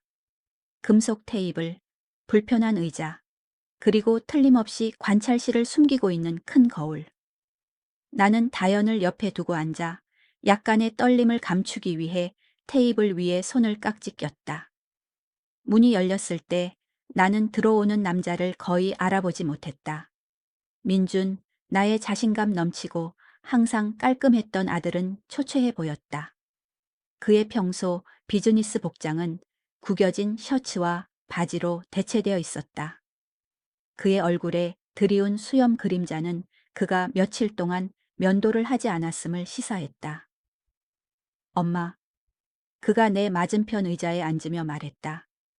그의 변호사, 뿔테 안경을 쓴 진지해 보이는 젊은 남자가 그의 옆에 앉았다. 민준, 나는 목소리를 흔들리지 않게 하려 애쓰며 그를 인정했다. 우리 사이에는 어색한 침묵이 흘렀고 누구도 이 불가능한 대화를 어떻게 시작해야 할지 몰랐다. 윌슨 아주머니, 마커스 리드가 마침내 입을 열었다. 제 의뢰인은 상황의 특정 측면이 오해되었다고 믿으며 이 만남을 요청했습니다. 듣고 있어요. 나는 그의 변호사 대신 민준에게 시선을 고정한 채 말했다. 민준이 헛기침을 했다. 먼저 저는 일이 이렇게까지 될 줄은 몰랐다는 것을 알아주셨으면 해요. 혜진이와 제가 처음 부모님을 서울로 모시려 할 때 그건 임시적인 일이었어요. 그냥 그분들이 살 곳을 찾을 때까지요. 그리고 위임장은 나는 그가 멈췄을 때 물었다. 네가 나를 속여서 수술 전에 서명하게 한 서류 말이야. 그는 부끄러워하는 기색을 보였다. 그건 혜진의 생각이었어요. 엄마가 회복하는 동안 결정을 내려야 할 경우를 대비한 예방책일 뿐이라고 했어요. 그런데 너는 그것을 내 집을 양도하고 내 계좌를 빼내는데 사용했지. 계좌요. 그는 망설이며 그의 변호사를 힐끗 쳐다보았고 변호사는 살짝 고개를 끄덕였다. 그건 모두 혜진과 태호가 한 거예요. 그들은 엄마의 은퇴를 위해 자금을 더 안전한 투자처로 옮기고 있다고 말했어요. 저는 그들이 실제로 훔치고 있다는 것을 몰랐어요. 나는 그의 얼굴을 자세히 살피며 그의 눈에서 진실을 찾았다. 그곳에는 확실히 절망과 두려움이 있었다. 하지만 그것이 진정한 후회였을까? 아니면 단지 잡힌 것에 대한 후회였을까? 그리고 집은? 나는 추궁했다. 너는 직접 내게 집에 오지 말라고 말했어. 너는 네 아빠와 내가 지은 집 문간에 서서 그게 더 이상 내 것이 아니라고 말했지. 그의 시선이 테이블로 떨어졌다. 혜진이가 그게 최선이라고 확신시켰어요. 그 집은 엄마가 관리하기에 너무 벅차고 시니어 커뮤니티에서 더 행복할 거라고 했어요. 저는 제가 돕고 있다고 생각했어요. 그는 어렵게 침을 삼켰다. 옷을 제외하고 아무것도 없이 나를 쫓아내면서 내 개인 소지품들을 차고 상자에 포장하면서 내가 유지하던 침착함이 금이 가기 시작했다. 그건 돕는 게 아니야, 민준아. 그건 잔인함이야. 알아요. 그가 속삭였다. 이제는 알아요? 그들이 너한테 뭘 가지고 있었니? 나는 갑자기 물었다. 며칠 동안 나를 괴롭히던 질문이었다. 혜진과 그녀의 부모님. 네가 네 엄마를 이런 식으로 배신하게 만들 만한 무슨 약점을 잡았니? 민주는 놀란 표정으로 고개를 들었다. 그의 변호사는 불편하게 몸을 움직였다. 윌슨 아주머니, 리드가 끼어들었다. 우리는 집중해야 합니다. 아니요. 민준이 말을 끊었다. 엄마는 알 자격이 있어요. 그는 심호흡을 했다. 3년 전에 제가 몇 가지 잘못된 투자를 했어요. 많은 돈을 잃었죠. 우리의 저축, 퇴직, 연금의 일부까지도요. 저는 혜진이 알기 전에 그걸 회복하려고 필사적이었어요. 태호 아버님이 돕겠다고 제안했어요. 확실한 투자 기회가 있다고 했죠. 그가 너에게 돈을 빌려줬구나. 나는 짐작했다. 민주는 비참하게 고개를 끄덕였다. 처음에는요. 그러다 더 복잡해졌어요. 저는 그게 뭔지 완전히 이해하지 못한 채 서류에 서명하고 그들의 사업 벤처에 참여하게 되었어요. 무슨 일이 일어나고 있는지 깨달았을 때 저는 이미 그들의 여러 계획에 연루되어 있었어요. 그들이 너를 통제할 수 있게 되었구나. 다연이 말했다. 그들은 저를 소유했어요. 민준이 씁쓸하게 정정했다. 혜진은 제가 그들의 계획에 협조하지 않으면 아버지가 제가 모든 것에 책임을 지게 할 거라고 분명히 했어요. 나는 이 새로운 정보를 받아들이며 내가 알던 아들과 그것을 화해시키려 애썼다. 그리고 내 집, 내 계좌. 충성심 시험이었어요. 그는 어깨를 늘어뜨리며 수치심이 역력한 채로 인정했다. 그들의 작전에 헌신하고 있다는 것을 증명하기 위해 혜진은 동네 부동산의 용도가 변경되면 충분한 돈을 벌어서 엄마를 다른 곳에 편안하게 지낼 수 있도록 해주겠다고 했어요. 그걸 믿었니? 나는 믿을 수 없다는 듯한 목소리를 감출 수 없었다. 믿고 싶었어요. 그가 부드럽게 대답했다. 제가 실제로 무슨 짓을 하고 있는지 인정하는 것보다 그게 더 쉬웠어요. 이 솔직한 고백이 나를 강하게 때렸다. 이 악몽이 시작된 이래로 처음으로 나는 내가 기억하는 아들의 모습을 보았다. 거짓말을 하다가 결국에는 아무리 고통스럽더라도 진실을 인정하곤 했던 그 소년의 모습을. 민준아, 나는 조심스럽게 말했다. 오늘 나에게 정확히 뭘 원하는 거야? 그는 처음으로 내 눈을 똑바로 쳐다보았다. 아무것도 아니에요, 엄마. 저는 엄마의 도움이나 용서를 받을 자격이 없어요. 저는 그냥 그의 목소리가 살짝 갈라졌다. 저는 엄마를 해치고 싶지 않았다는 것을 알아주셨으면 했어요. 저는 약했고, 겁에 질렸고, 끔찍한 선택들을 했어요. 이제 무슨 일이 일어나든 받아들일게요. 그의 이 단순한 위험 있는 대답은 내가 기대했던 절박한 변명들과는 너무나 대조적이어서 나를 놀라게 했다. 내가 답을 생각해내기도 전에 문을 두드리는 소리가 우리를 방해했다. 수사관 리브스가 들어와 미안하다는 듯 고개를 끄덕였다. 방해해서 죄송합니다. 하지만 긴급한 상황이 발생했습니다. 윌슨 아주머니, 잠시 밖으로 나와 주시겠습니까? 차가운 연방 건물 면담실에서 나는 마침내 내 아들을 마주했다. 우리 가족을 산산조각 낸 배신에 대한 답을 찾으면서 내가 기대했던 변명 대신 민주는 더 복잡한 진실을 드러낸다. 그는 몇 년 전 재정적인 절망을 통해 톰슨들의 계획에 얽히게 되었고 결국 협박과 조작에 의해 그들의 꼭두각시가 되었다. 그의 설명이 그의 행동을 정당화하지는 않지만 집 이전이 혜진이 계획한 충성심 시험이었다는 그의 고백은 내가 알던 아들의 첫 번째 모습을 보여준다. 이 고통스러운 폭로가 나의 이해를 바꾸기 시작할 때 리부스 수사관이 긴급한 소식을 전하며 이 점점 더 복잡해지는 사건에 또 다른 반전이 있음을 암시한다. 모든 것에도 불구하고 나는 이 파멸에서 앞으로 나아갈 길이 있을지 궁금해하고 있다. 과거로 돌아가는 것이 아니라 고통스러운 진실을 바탕으로 한 새로운 것을 향해. 리브스는 나를 복도 아래의 작은 회의실로 안내했고 다연은 내 뒤를 바싹 따라왔다. 수사관의 평소 차분한 태도가 약간 흐트러져 보였고 나는 즉시 경계 태세에 들어갔다. 무슨 일이에요? 문이 우리 뒤에서 닫히자 나는 물었다. 톰슨들의 사업 기록과 관련된 추가 압수수색 영장을 집행하고 있었습니다. 리브스가 파일 폴더를 테이블 위에 놓으며 설명했다. 경기도에 있는 팀이 아주머니가 보셔야 할 것을 발견했습니다. 그녀는 폴더를 열고 여러 장의 사진을 꺼내 내 앞에 조심스럽게 놓았다. 나는 점점 커지는 혼란 속에서 사진들을 자세히 들여다보았다. 그곳에는 개인 병실, 의료 장비, 그리고 침대에 누워있는 환자가 있었다. 이해가 안 가네요. 나는 리부스를 올려다보며 말했다. 이게 무슨 상관이?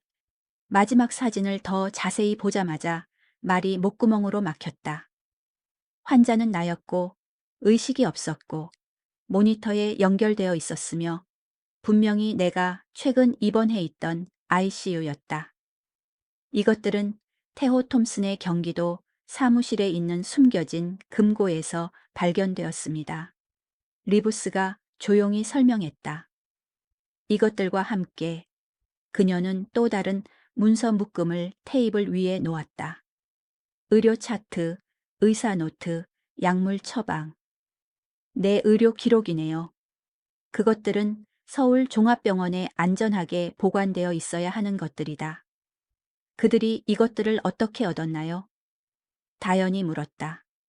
그녀의 법률가적 지성은 즉시 그 의미를 파악했다. 그게 우리가 우려하는 점입니다. 리부스가 대답했다. 이 사진들의 타임스탬프는 일반적인 면회 시간과 일치하지 않고 이 의료 기록들은 가족 구성원이 보통 접근할 수 없는 정보를 포함하고 있습니다.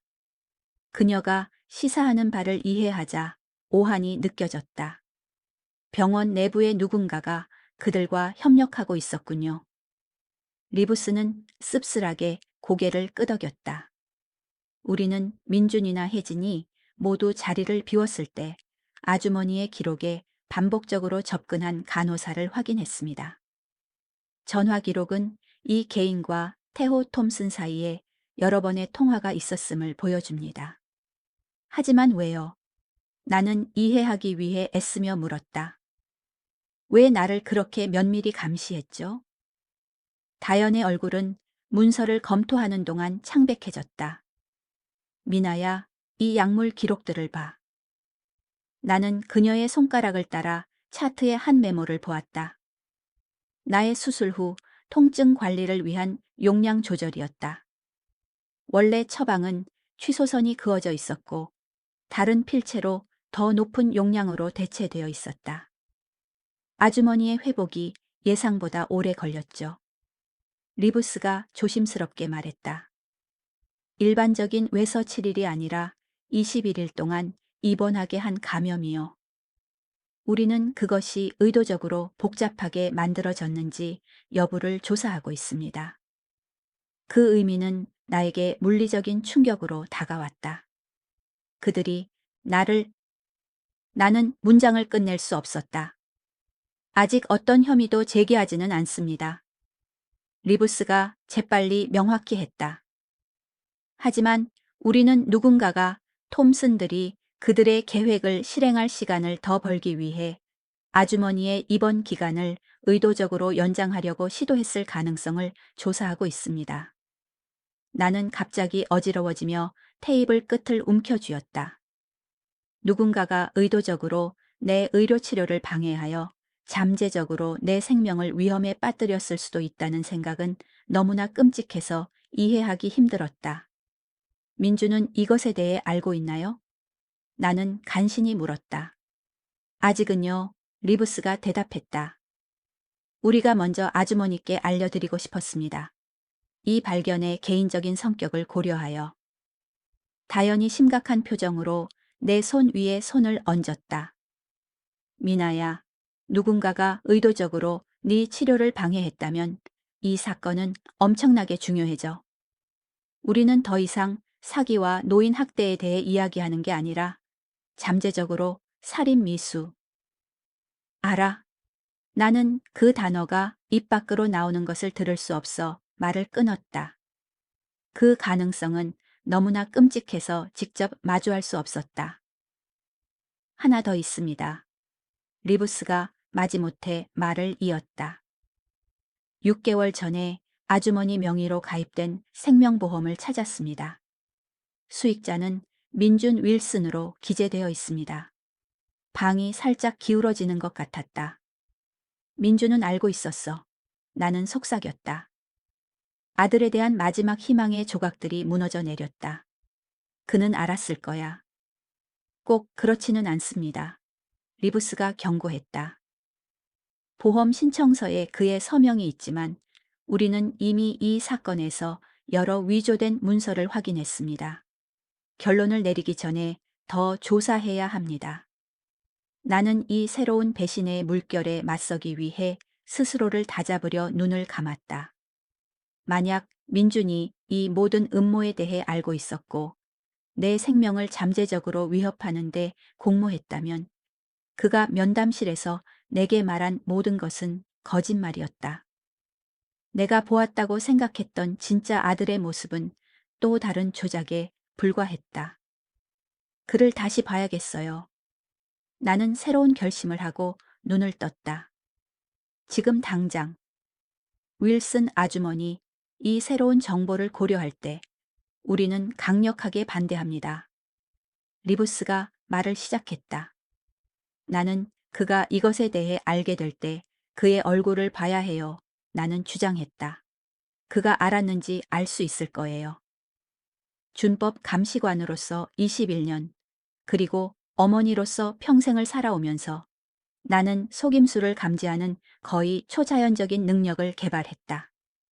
나는 이 폭탄이 터질 때 민준의 눈을 들여다봐야 했다. 리브스는 망설이다가 고개를 끄덕였다. 어차피 이 발견들에 대해 글을 신문할 계획이었습니다.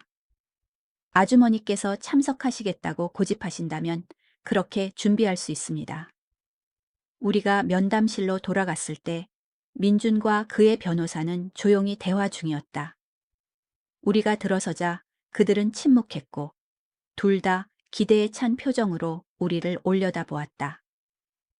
민준 씨, 리브스가 공식적으로 말을 시작했다. 우리는 즉각적인 설명이 필요한 증거를 발견했습니다. 그녀는 테이블 위에 사진들과 의료 기록들을 펼쳐놓았다. 민준의 표정은 혼란에서 충격, 그리고 공포로 바뀌며 그가 보고 있는 것을 처리했다. 이게 뭐예요? 그가 내게 눈을 크게 뜨고 속삭였다. 엄마, 이게 뭐예요? 내가 IQ에 있는 사진. 나는 그의 얼굴을 집중적으로 지켜보며 대답했다. 개인 정보여야 할 의료 기록들.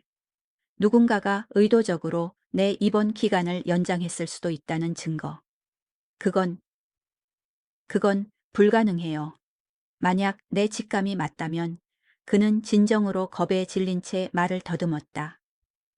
저는 절대. 그리고 생명보험증권. 리브스는 가차없이 말을 이었다. 6개월 전에 어머니 명의로 가입되었고 민준 씨가 수익자로 기재되어 있습니다. 민준의 얼굴에서 모든 핏기가 가셨다. 저는 어머니 명의로 어떤 생명보험에도 가입한 적이 없어요. 절대 없어요. 그의 변호사가 즉시 긴장하며 앞으로 몸을 기울였다. 리브스 수사관님, 제 의뢰인은 완전히 협조하고 있습니다. 만약 당신이 그가 어떤 종류의 일에 연루되었다고 시사하신다면 아직 아무것도 시사하지 않습니다. 리브스가 말을 끊었다. 이 문서들에 대한 설명을 요구하는 겁니다. 저는 설명할 수 없어요. 왜냐하면 저는 그것들과 아무 관련이 없으니까요. 민준의 목소리가 공포에 차서 높아졌다. 혜진이 우리 보험 업무를 모두 처리했어요. 그녀는 우리 자신의 보험을 갱신하고 있다고 했어요. 저는 그녀가 제게 내민 것에 서명했을 뿐이에요. 그의 눈에 어린 순수한 두려움은 단지 결과에 대한 두려움이 아니라 무슨 일이 일어났는지에 대한 진정한 공포였다. 그것은 어떤 말보다도 많은 것을 알려주었다. 내 아들은 약하고 어리석고 도덕적으로 타협했었다.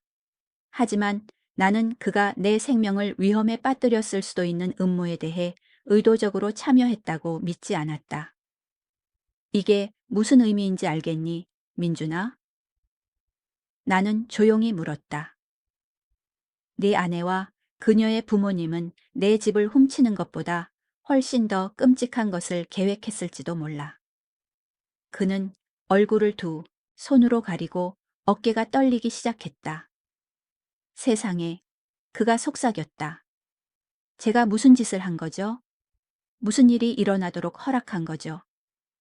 내 아들이 그의 아내의 배신에 진정한 깊이에 직면하는 것을 보면서 나는 예상치 못한 연민을 느꼈다. 민주는 끔찍한 선택들을 했고 용서할 수 없는 방식으로 나를 배신했지만 그는 또한 톰슨 일가의 조작에 희생된 피해자이기도 했다. 그가 깨달았던 것보다 훨씬 더 어두운 게임의 꼭두각시였다. 저의 진술을 수정하고 싶습니다. 민준이 갑자기 새로운 결의에 찬 표정으로 리부스를 올려다보며 말했다. 혜진과 그녀의 부모님에 대해 제가 아는 모든 것을 말씀드릴게요. 모든 것을요. 충격적인 폭로가 내 세상에 남아있던 작은 조각들을 산산조각 냈다. 톰슨들이 부패한 간호사를 통해 의도적으로 나의 의료 회복을 복잡하게 만들었을 수 있고 심지어 내 생명을 위험에 빠뜨렸을 수도 있다는 증거가 나타났다. 가장 충격적인 것은 민준이 수익자로 기재된 내 생명보험을 발견한 것이다. 이 증거에 직면했을 때 내 아들의 진정한 공포와 충격은 내가 절실히 알고 싶었던 것을 말해준다. 그가 나를 끔찍하게 배신했음에도 불구하고 그는 그들의 계획의 가장 끔찍한 부분에 공모하지는 않았다. 민준이 그의 아내의 행동에 진정한 본질에 직면하면서 모든 것을 밝히겠다는 그의 결심은 아직 드러나지 않은 더 어두운 비밀들이 있음을 시사한다. 내 남아있는 분노에도 불구하고 나는 이 악몽 속에서 구원의 첫 번째 희미한 씨앗이 있을지 궁금해하고 있다. 아직 용서는 아니지만 어쩌면 이해일 수도 있다. 17개 부동산입니다. 수사관 켈러한이 회의실 테이블 위에 지도를 펼쳤다. 모두 같은 사기 수법으로 취득되었고 모두 톰슨 일가와 연결된 유령회소 회사들을 통해 자금 세탁되었습니다. 내 의료 기록에 대한 충격적인 폭로가 있은 지 2주가 지났다. 나는 국가수사본부가 제공한 안전한 아파트로 거처를 옮겼다. 내 행방은 다연과 사건에 직접적으로 관련된 수사관들만 알고 있었다. 수사는 극적으로 확대되어 처음 예상했던 것보다 훨씬 더 광범위한 범죄 조직임을 밝혀냈다. 간호사는요, 나는 누군가가 의도적으로 내 회복을 복잡하게 만들었을 수도 있다는 것을 알게 된 이후로 나를 괴롭혔던 질문을 던졌다. 미란다 젠킨스, 리부스가 인사 기록 파일을 내게 밀어주며 대답했다. 그녀는 수술 후 병동에서 3년간 근무했습니다. 우리는 그녀가 톰슨의 유령 회사로부터 지난 6개월 동안 총 2,500만 원 이상의 여러 차례의 돈을 받은 것을 확인했습니다. 내 약을 조작했다고 자백했나요? 아무리 고통스럽더라도 나는 완전한 진실을 알고 싶었다. 켈러한과 리브스는 서로 시선을 교환했다. 그녀는 협조하고 있습니다. 켈러한이 조심스럽게 말했다. 그녀의 진술에 따르면 그녀는 특정 약물을 조절하고 IV를 교체하는 동안 가벼운 세균 오염 물질을 주입하여 입원 기간을 연장하도록 지시받았습니다. 의도적인 해를 가한 것에 대한 그 임상적인 설명에 내 속이 뒤집혔다. 그녀는 나를 죽일 수도 있었어요. 그녀는 생명을 위협하는 합병증 없이 입원 기간을 연장시키기 위해 오염 물질의 양을 조절했다고 주장합니다. 리부스가 덧붙였다. 그녀의 목소리에는 그것이 그녀가 한 일을 어떻게든 경감시키는 것처럼 말하는 것에 대한 혐오가 역력했다. 그리고 혜진이 그녀가 이것을 계획했고요. 이 질문은 거의 수사적인 것처럼 느껴졌다. 나는 이미 답을 알고 있었다. 테오 톰슨이 젠킨스와 처음 접촉했습니다. 켈러한이 확인해 주었다. 하지만 그렇습니다. 증거는 혜진이 세부 사항을 조율했음을 시사합니다. 그녀의 핸드폰에서 복구된 문자 메시지에는 아주머니의 치료 일정, 약물 처방, 그리고 예상 퇴원 날짜에 대한 상세한 질문들이 포함되어 있습니다. 나는 잠시 눈을 감고 이 모든 계획적인 잔인함을 여전히 이해하기 위해 애썼다. 내 며느리가 그들의 계획을 위한 시간을 벌기 위해 의도적으로 나의 고통을 연장시켰다. 민준의 연루는요? 다연이 내가 차마 물을 수 없었던 질문을 대신 물었다. 그가 의료 조작을 알고 있었다는 증거는 찾지 못했습니다. 리브스가 말했다. 그의 협조는 광범위하고 진실하다고 믿고 있습니다. 검찰은 톰슨 일가에 대한 사건을 구축하는데 그의 증언이 결정적이라고 고려하고 있습니다. 그렇다면 작은 위안이 되었다. 내 아들은 나를 배신했지만 육체적으로 나를 해치려는 음모를 꾸미지는 않았다. 그 차이는 중요하게 느껴졌지만 그의 행동으로 인한 고통을 지우지는 못했다. 보셔야 할 것이 하나 더 있습니다. 켈러한이 파일 폴더를 내게 밀어주며 말했다. 이것은 혜진의 개인 이메일 계정에서 복구되었습니다. 안에는 거의 2년 전부터 혜진과 그녀의 부모 사이에 오고 간 일련의 이메일이 있었다. 그들은 나의 자산을 장악하기 위한 체계적인 계획을 상세히 설명하고 있었다. 먼저 나를 다른 가족과 친구들로부터 고립시키고 그 다음에는 내 재정 문제를 점진적으로 장악하며 마지막으로 모든 법적 통제를 확보하면 나를 장기 요양시설로 옮기는 것이다. 냉혈한 계획에 나는 읽으면서 손이 떨렸다. 그들은 내 고관절 수술이 필요하기 훨씬 전부터 나를 표적으로 삼았고 나의 궁극적인 육체적 쇠퇴를 착취할 기회로 보고 있었다. 나의 입원은 그들의 타임라인을 단순히 가속화했을 뿐이었다. 그리고 이것은 켈러한이 말을 이었다. 아마도 가장 소름 끼치는 부분일 겁니다. 그는 내 앞에 인쇄된 부동산 목록을 놓았다. 부산에 있는 고급 노인 요양시설이었다. 첨부된 것은 혜진이 그녀의 부모에게 보낸 이메일이었다.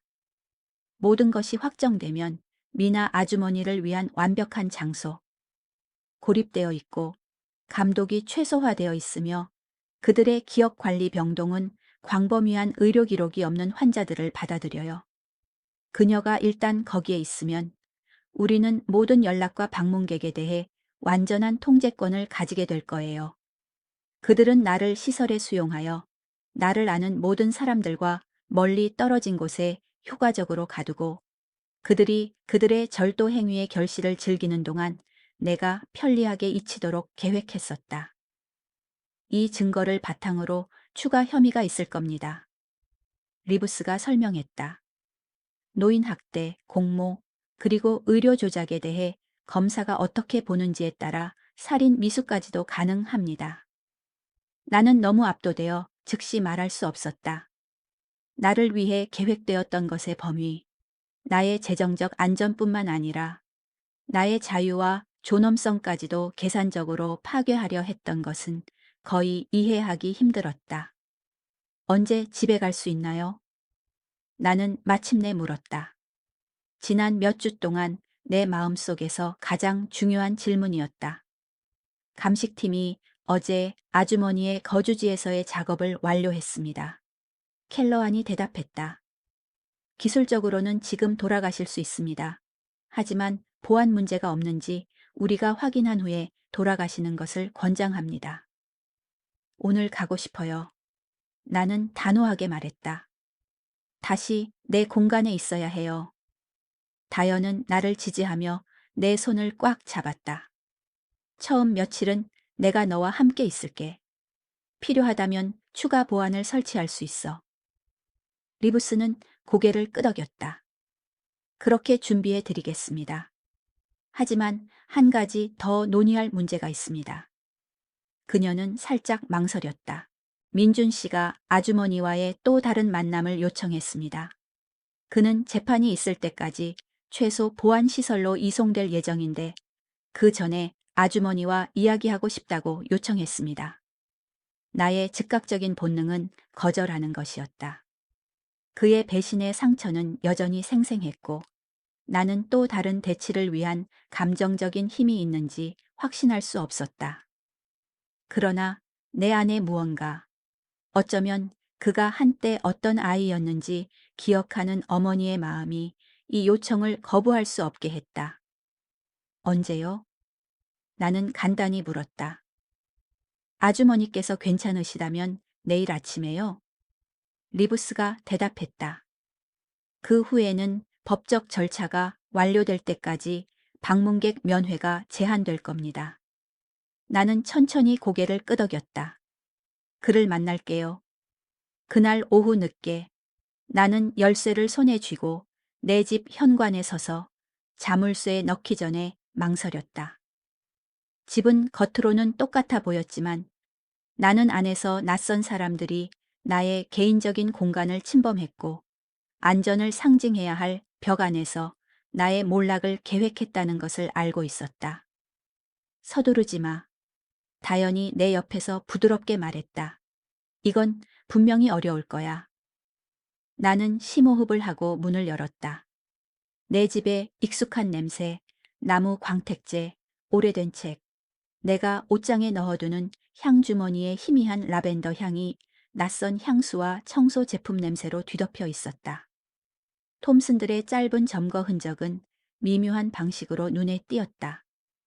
가구가 약간 재배치되었고 내가 아끼는 난초 컬렉션은 햇살이 잘 드는 방에서 제거되었고 거실에는 새로운 커튼이 걸려 있었다.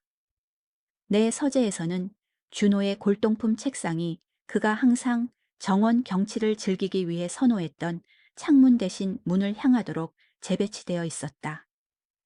이 작은 변화가 가져다준 개인적인 모욕은 내가 예상했던 것보다 더 큰 충격으로 다가왔다. 그들은 우리의 선호, 우리의 역사를 무심코 지워버렸다. 모든 것을 원래대로 되돌려 놓을 수 있어. 다연은 내 표정을 보고 나를 안심시켰다.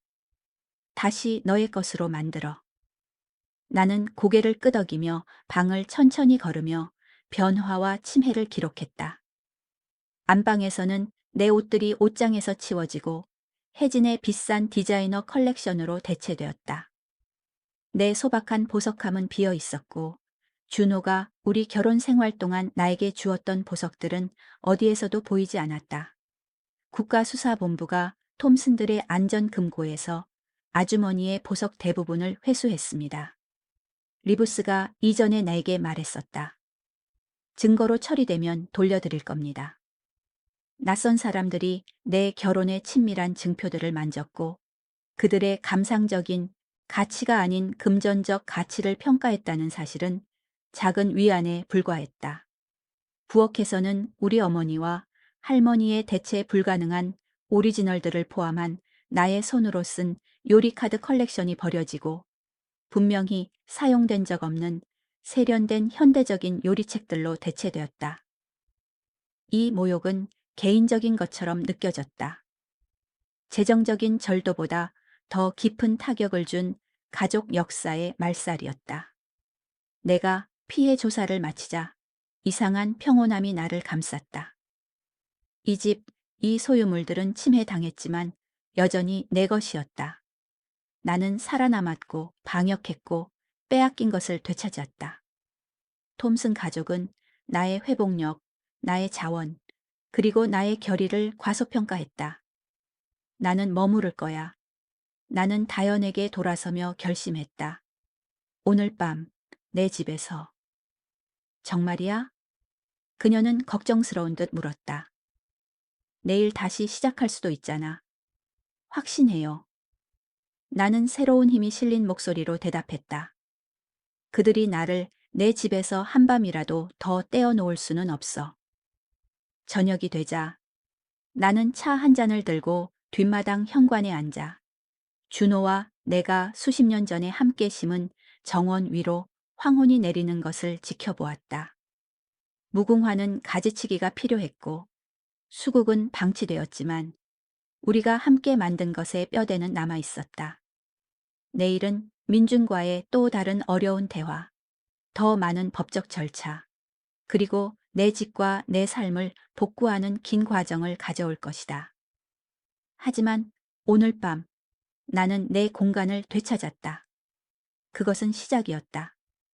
조사가 깊어짐에 따라 나는 혜진과 그녀의 부모가 단순한 절도보다 훨씬 더 사악한 계획을 꾸몄다는 끔찍한 진실에 직면하게 된다. 증거는 그들이 부패한 간호사를 통해 의도적으로 나의 의료 회복을 복잡하게 만들었고 나를 고립된 시설에 수용할 계획이었으며 거의 2년 동안 나를 표적으로 삼았음을 밝혀낸다. 민준이 그들의 계획의 가장 충격적인 부분에 무죄로 보이지만 나를 위해 의도되었던 것의 계산적인 잔인함은 거의 이해하기 힘들다. 내가 침해당한 집에서 그들이 어떻게 나의 삶과 결혼의 흔적을 지웠는지 보면서 나는 내 재산뿐만 아니라 나의 안전에 대한 감각을 되찾는 긴 길에 직면하게 된다. 내일은 민준이 재판을 기다리는 시설로 이송되기 전에 그와의 또 다른 대치를 가져올 것이다. 우리 가족이 어떻게 그렇게 완전히 무너졌는지 이해하려면 내가 두려워하지만 피할 수 없는 대화이다. 구치소 면회실은 예상보다 밝았다. 잘못된 명랑함을 주기 위한 듯한 옅은 노란색 벽에 형광등 불빛이 반사되었다. 민주는 그의 몸에 헐렁하게 걸린 표준, 죄수복을 입고 작은 테이블에 앉아 있었다. 그는 체포된 지 몇 주 만에 체중이 줄었고 그의 얼굴은 수척했으며 눈은 잠 못 이루는 밤들로 인해 그늘져 있었다. 와주셔서 감사합니다. 내가 그의 맞은편 자리에 앉자 그가 말했다. 이번에는 변호사가 없었다. 그의 선택이라고 들었다. 네가 보고 싶다고 했으니 나는 중립적인 목소리로 대답했다. 여기 왔어. 그는 고개를 끄덕이며 테이블 위로 깍지 낀 손을 내려다보았다. 그들이 저에게 간호사에 대해 혜진과 그녀의 부모님이 엄마를 위해 계획했던 것에 대해 말해줬어요. 그래, 나는 더 이상 아무 말도 하지 않고 기다렸다. 엄마께 맹세해요. 그의 목소리가 살짝 갈라졌다. 저는 몰랐어요. 그들이 엄마의 집과 돈을 원한다는 것은 알았어요. 그것도 충분히 나쁘고 용서할 수 없지만 그들은 그는 계획되었던 끔찍한 일들을 말로 표현할 수 없어 말을 흐렸다. 나는 믿어. 나는 간단히 말했다. 그의 고개가 갑자기 들렸고 그의 표정에는 놀라움이 역력했다. 정말요? 그 부분에 대해서는? 그래. 나는 네가 나를 육체적으로 해치거나 시설에 수용하려던 그들의 계획을 몰랐다고 믿을 만큼 충분한 증거를 봤어. 나는 내 목소리를 절제하고 사실적으로 유지했다.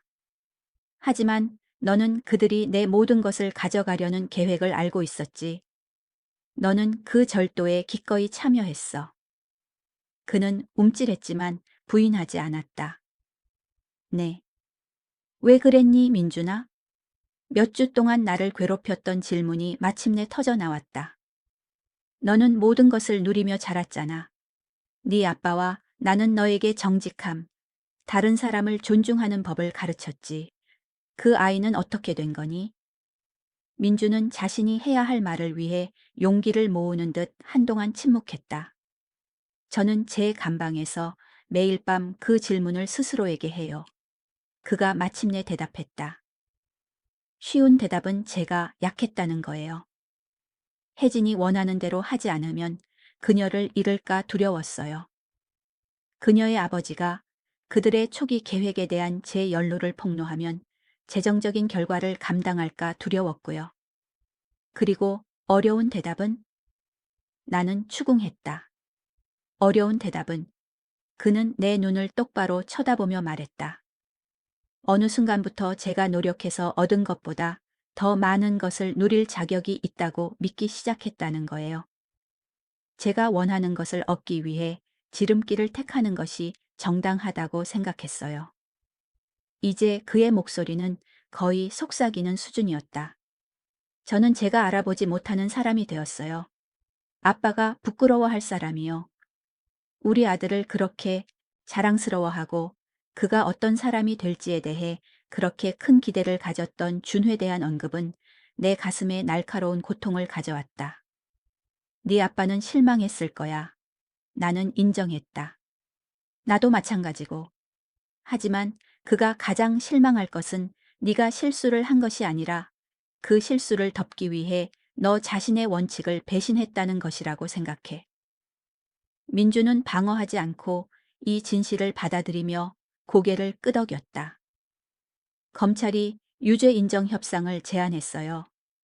혜진과 그녀의 부모에 대한 저의 완전한 증언의 대가로 5년형에서 3년으로 감형해 준다고요. 받아들일 거니? 네. 그는 망설임 없이 말했다. 제가 받을 자격이 있는 것보다 더 많은 자비예요. 우리는 잠시 침묵 속에 앉아 있었고 결과의 무게가 우리 사이에 무겁게 걸려 있었다. 내 아들은 몇 년을 감옥에서 보내게 될 것이다. 그가 알던 삶은 영원히 사라졌다. 준호와 내가 그를 위해 구상했던 밝은 미래는 가차없는 형광등이 비추는 이 삭막한 면회실로 녹아내렸다. 어제 집에서 뭔가 찾았어. 나는 방향을 바꾸며 말했다. 내 아빠의 책상 서랍 뒤쪽에서. 나는 내 지갑에 손을 넣어 잡고 낡은 봉투를 꺼냈다. 그가 죽기 전에 너에게 쓴 편지야. 나는 네가 가장 필요할 때 주라고 부탁받았어. 지금이 그때인 것 같아. 민준의 손이 살짝 떨렸다. 그는 봉투를 뒤집어 준호의 독특한 필체로 쓰인 자신의 이름을 보았다. 이게 존재하는 줄 몰랐어요. 그가 속삭였다. 그가 마지막 몇 달 동안 여러 통의 편지를 썼어. 이게 마지막 편지였어. 나는 그가 조심스럽게 그것을 여는 것을 지켜보았다. 마치 만지면 부서질 것만 같았다. 나는 그가 읽는 동안 침묵을 지켰고 그의 얼굴을 가로지르는 감정들을 지켜보았다. 슬픔, 수치심, 그리고 마침내 결심 같은 것이 보였다. 다 읽고 나서 그는 편지를 조심스럽게 접고 잠시 가슴에 눌렀다가 봉투에 다시 넣었다. 이걸 가져와 주셔서 감사합니다. 그의 목소리는 이제 더 안정적이었다. 상황이 이곳처럼 되더라도 아빠의 목소리를 다시 들어야 했어요. 그가 우리 주변을 모호하게 가리켰다. 그 후에는 무엇을 할 거니? 나는 물었다. 네 형기를 마치면? 그 질문은 그를 놀라게 하는 것 같았다. 어쩌면 그는 그렇게 멀리까지 생각할 여유가 없었을 수도 있다. 아니면 그가 처벌을 넘어선 미래를 내가 인정할 것이라고는 예상하지 못했을 수도 있다. 모르겠어요. 그가 인정했다. 금융계에서의 제 경력은 끝났어요. 당연히 제 평판도. 그는 어깨를 으쓱했고 그 몸짓은 그의 이전 삶의 파괴를 웅변적으로 전달했다. 너는 다시 시작해야 할 거야. 나는 말했다. 실용적으로뿐만 아니라 도덕적으로도. 그게 더 어려운 일이지. 알아요. 그는 망설이다가 그를 가장 무겁게 짓누르고 있던 질문을 물었다. 엄마는 저를 용서할 수 있을까요? 나는 쉬운 상투적인 말이나 거짓 약속을 하기를 꺼리며 내 대답을 신중하게 고려했다. 용서는 한순간에 이루어지는 게 아니야, 민준아. 그건 과정이야. 지금은 네가 어떤 사람이 되었는지 알게 된 충격, 배신감, 그리고 상처를 아직도 정리하고 있어.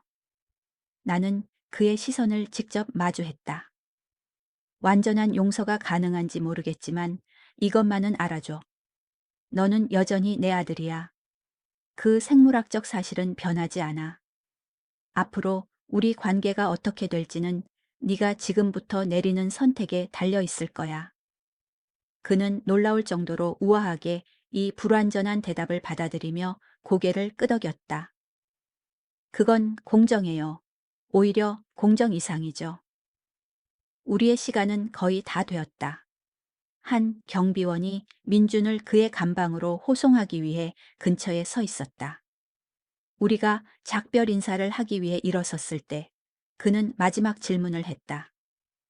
그 집, 그 모든 일이 있은 후에도 거기 머무를 건가요? 그래. 나는 확신에 차서 말했다. 그건 내 집이야. 그들이 한 일이 나를 네 아빠와 내가 함께 쌓은 삶에서 쫓아내게 두지 않을 거야. 다행이네요. 그가 부드럽게 말했다. 아빠도 그걸 원하실 거예요. 그가 호송되는 것을 보면서 상황에도 불구하고 어깨를 펴고 있는 그를 보면서 나는 예상치 못한 해소감을 느꼈다. 치유는 훨씬 더 오래 걸리겠지만 이해의 시작이었다. 내 아들은 끔찍한 선택들을 했고 결코 완전히 회복될 수 없는 방식으로 나를 배신했다. 하지만 톰슨들의 계획에 참여했던 그 남자 아래에는 내가 키운 아이의 조각들이 여전히 존재했다. 구치소 밖에서 다연은 그녀의 차에서 기다리고 있었다. 이 어려운 몇 주 동안 내가 의지하게 된 조용한 지지자였다. 어땠어? 내가 조수석에 앉자 그녀가 물었다. 예상했던 대로였어. 나는 주차장을 가로질러 흩날리는 가을 낙엽을 바라보며 대답했다. 그는 유죄 인정 협상을 받아들였어. 5년, 잠재적으로 3년으로 줄어들 수도 있대. 그리고 그것에 대해 어떻게 느껴? 나는 그 질문을 신중하게 고려하며 내 감정적인 반응을 완전히 탐색하도록 허락했다.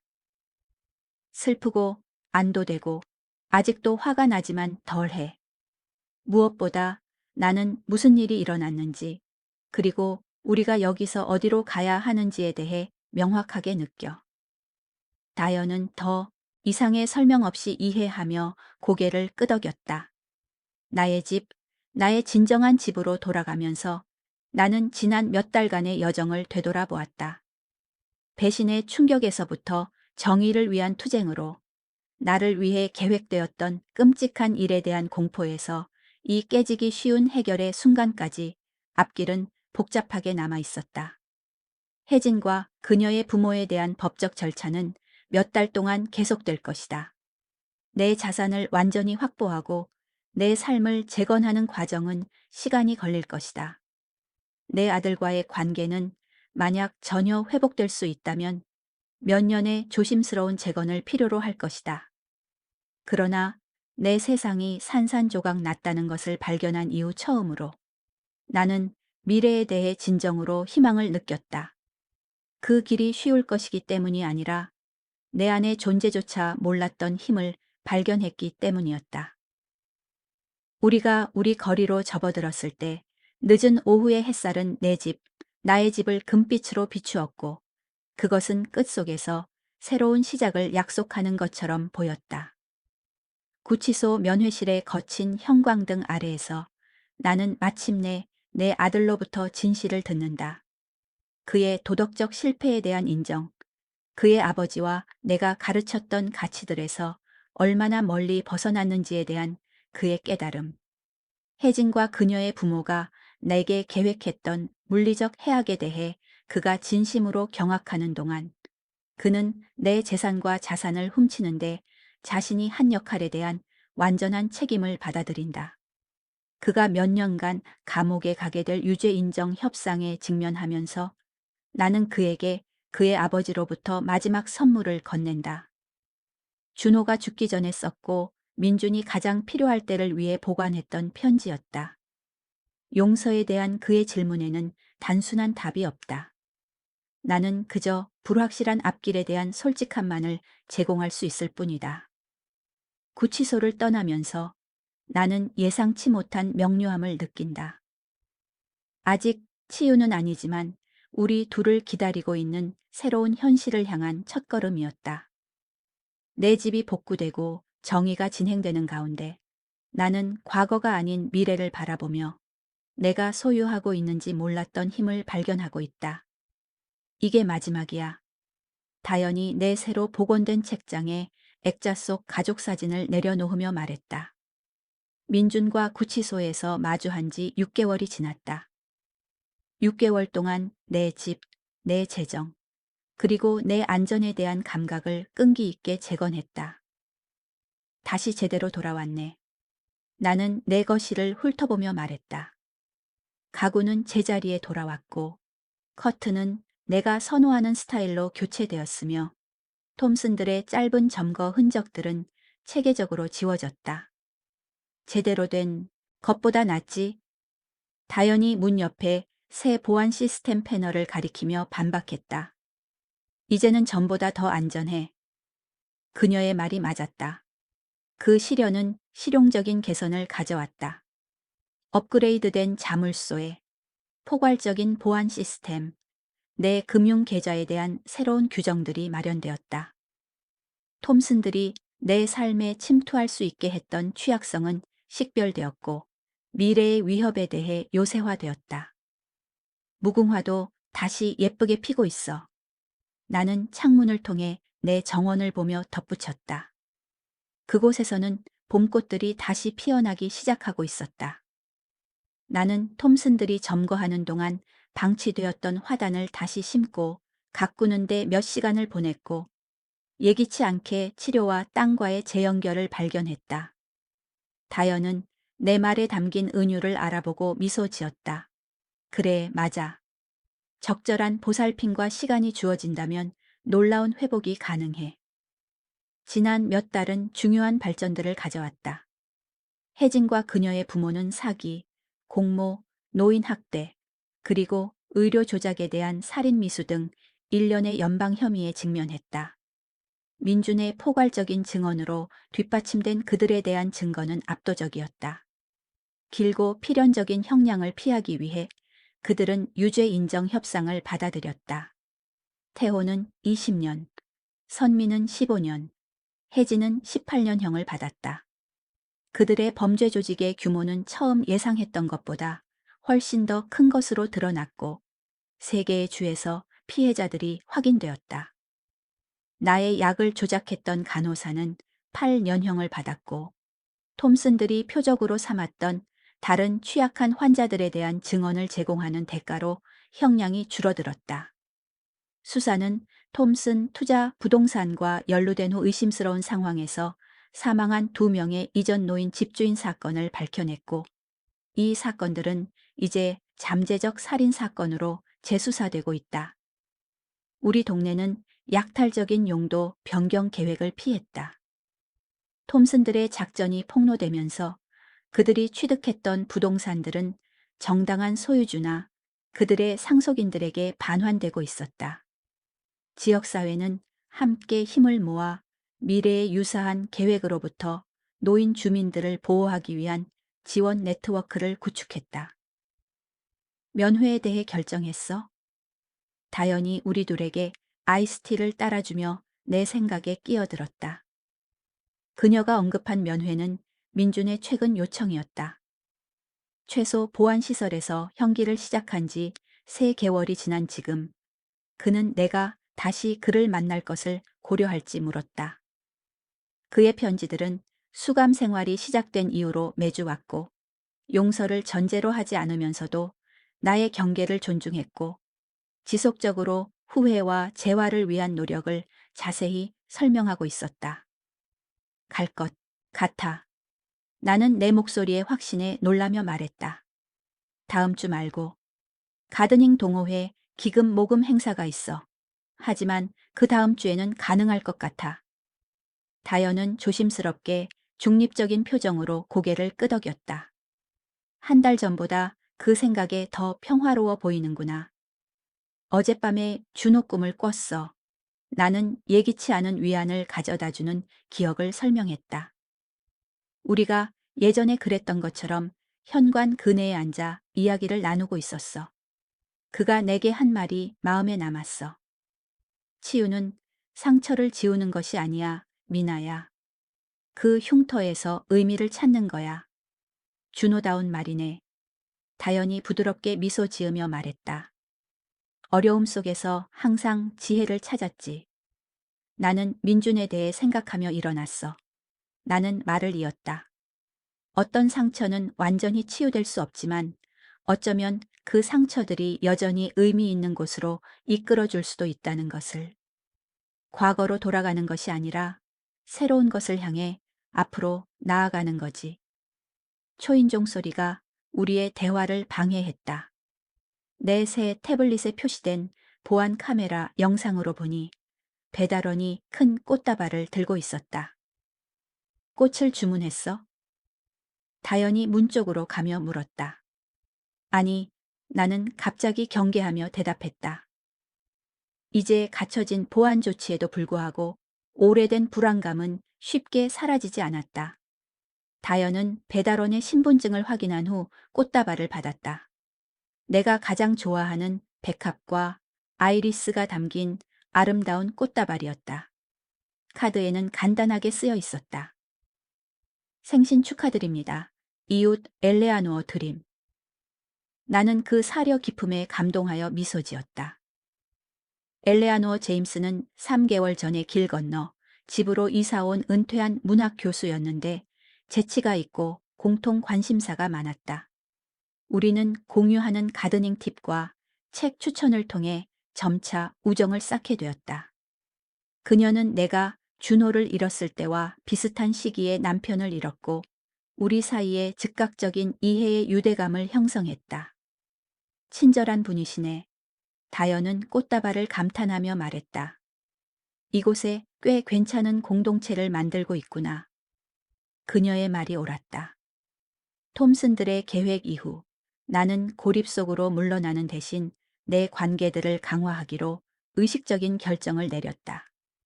내가 시작한 동네 독서 모임은 이제 매달 우리 거실에서 만났다. 내가 매주 2번 자원봉사하는 지역 노인복지센터는 의미 있는 우정의 원천이 되었다. 가드닝 동호회는 나의 전통 장미에 대한 전문 지식을 환영하며 나를 연례 전시회의 회장으로 임명했다. 이러한 관계들, 진실하고 지지적이며 자유롭게 선택된 관계들이 나의 미래 취약성에 대한 가장 강력한 보호막이 되었다. 재단에 대해 생각하고 있었어. 나는 우리가 아이스티를 들고 현관 그네에 앉자 화제를 바꾸었다. 준호의 의료연구재단 말이야. 나는 내 남편이 자신의 생명을 앗아간 희귀 심장병에 대한 연구 자금을 지원하기 위해 죽기 전에 설립했던 조직을 말했다. 어떻게 생각하는데?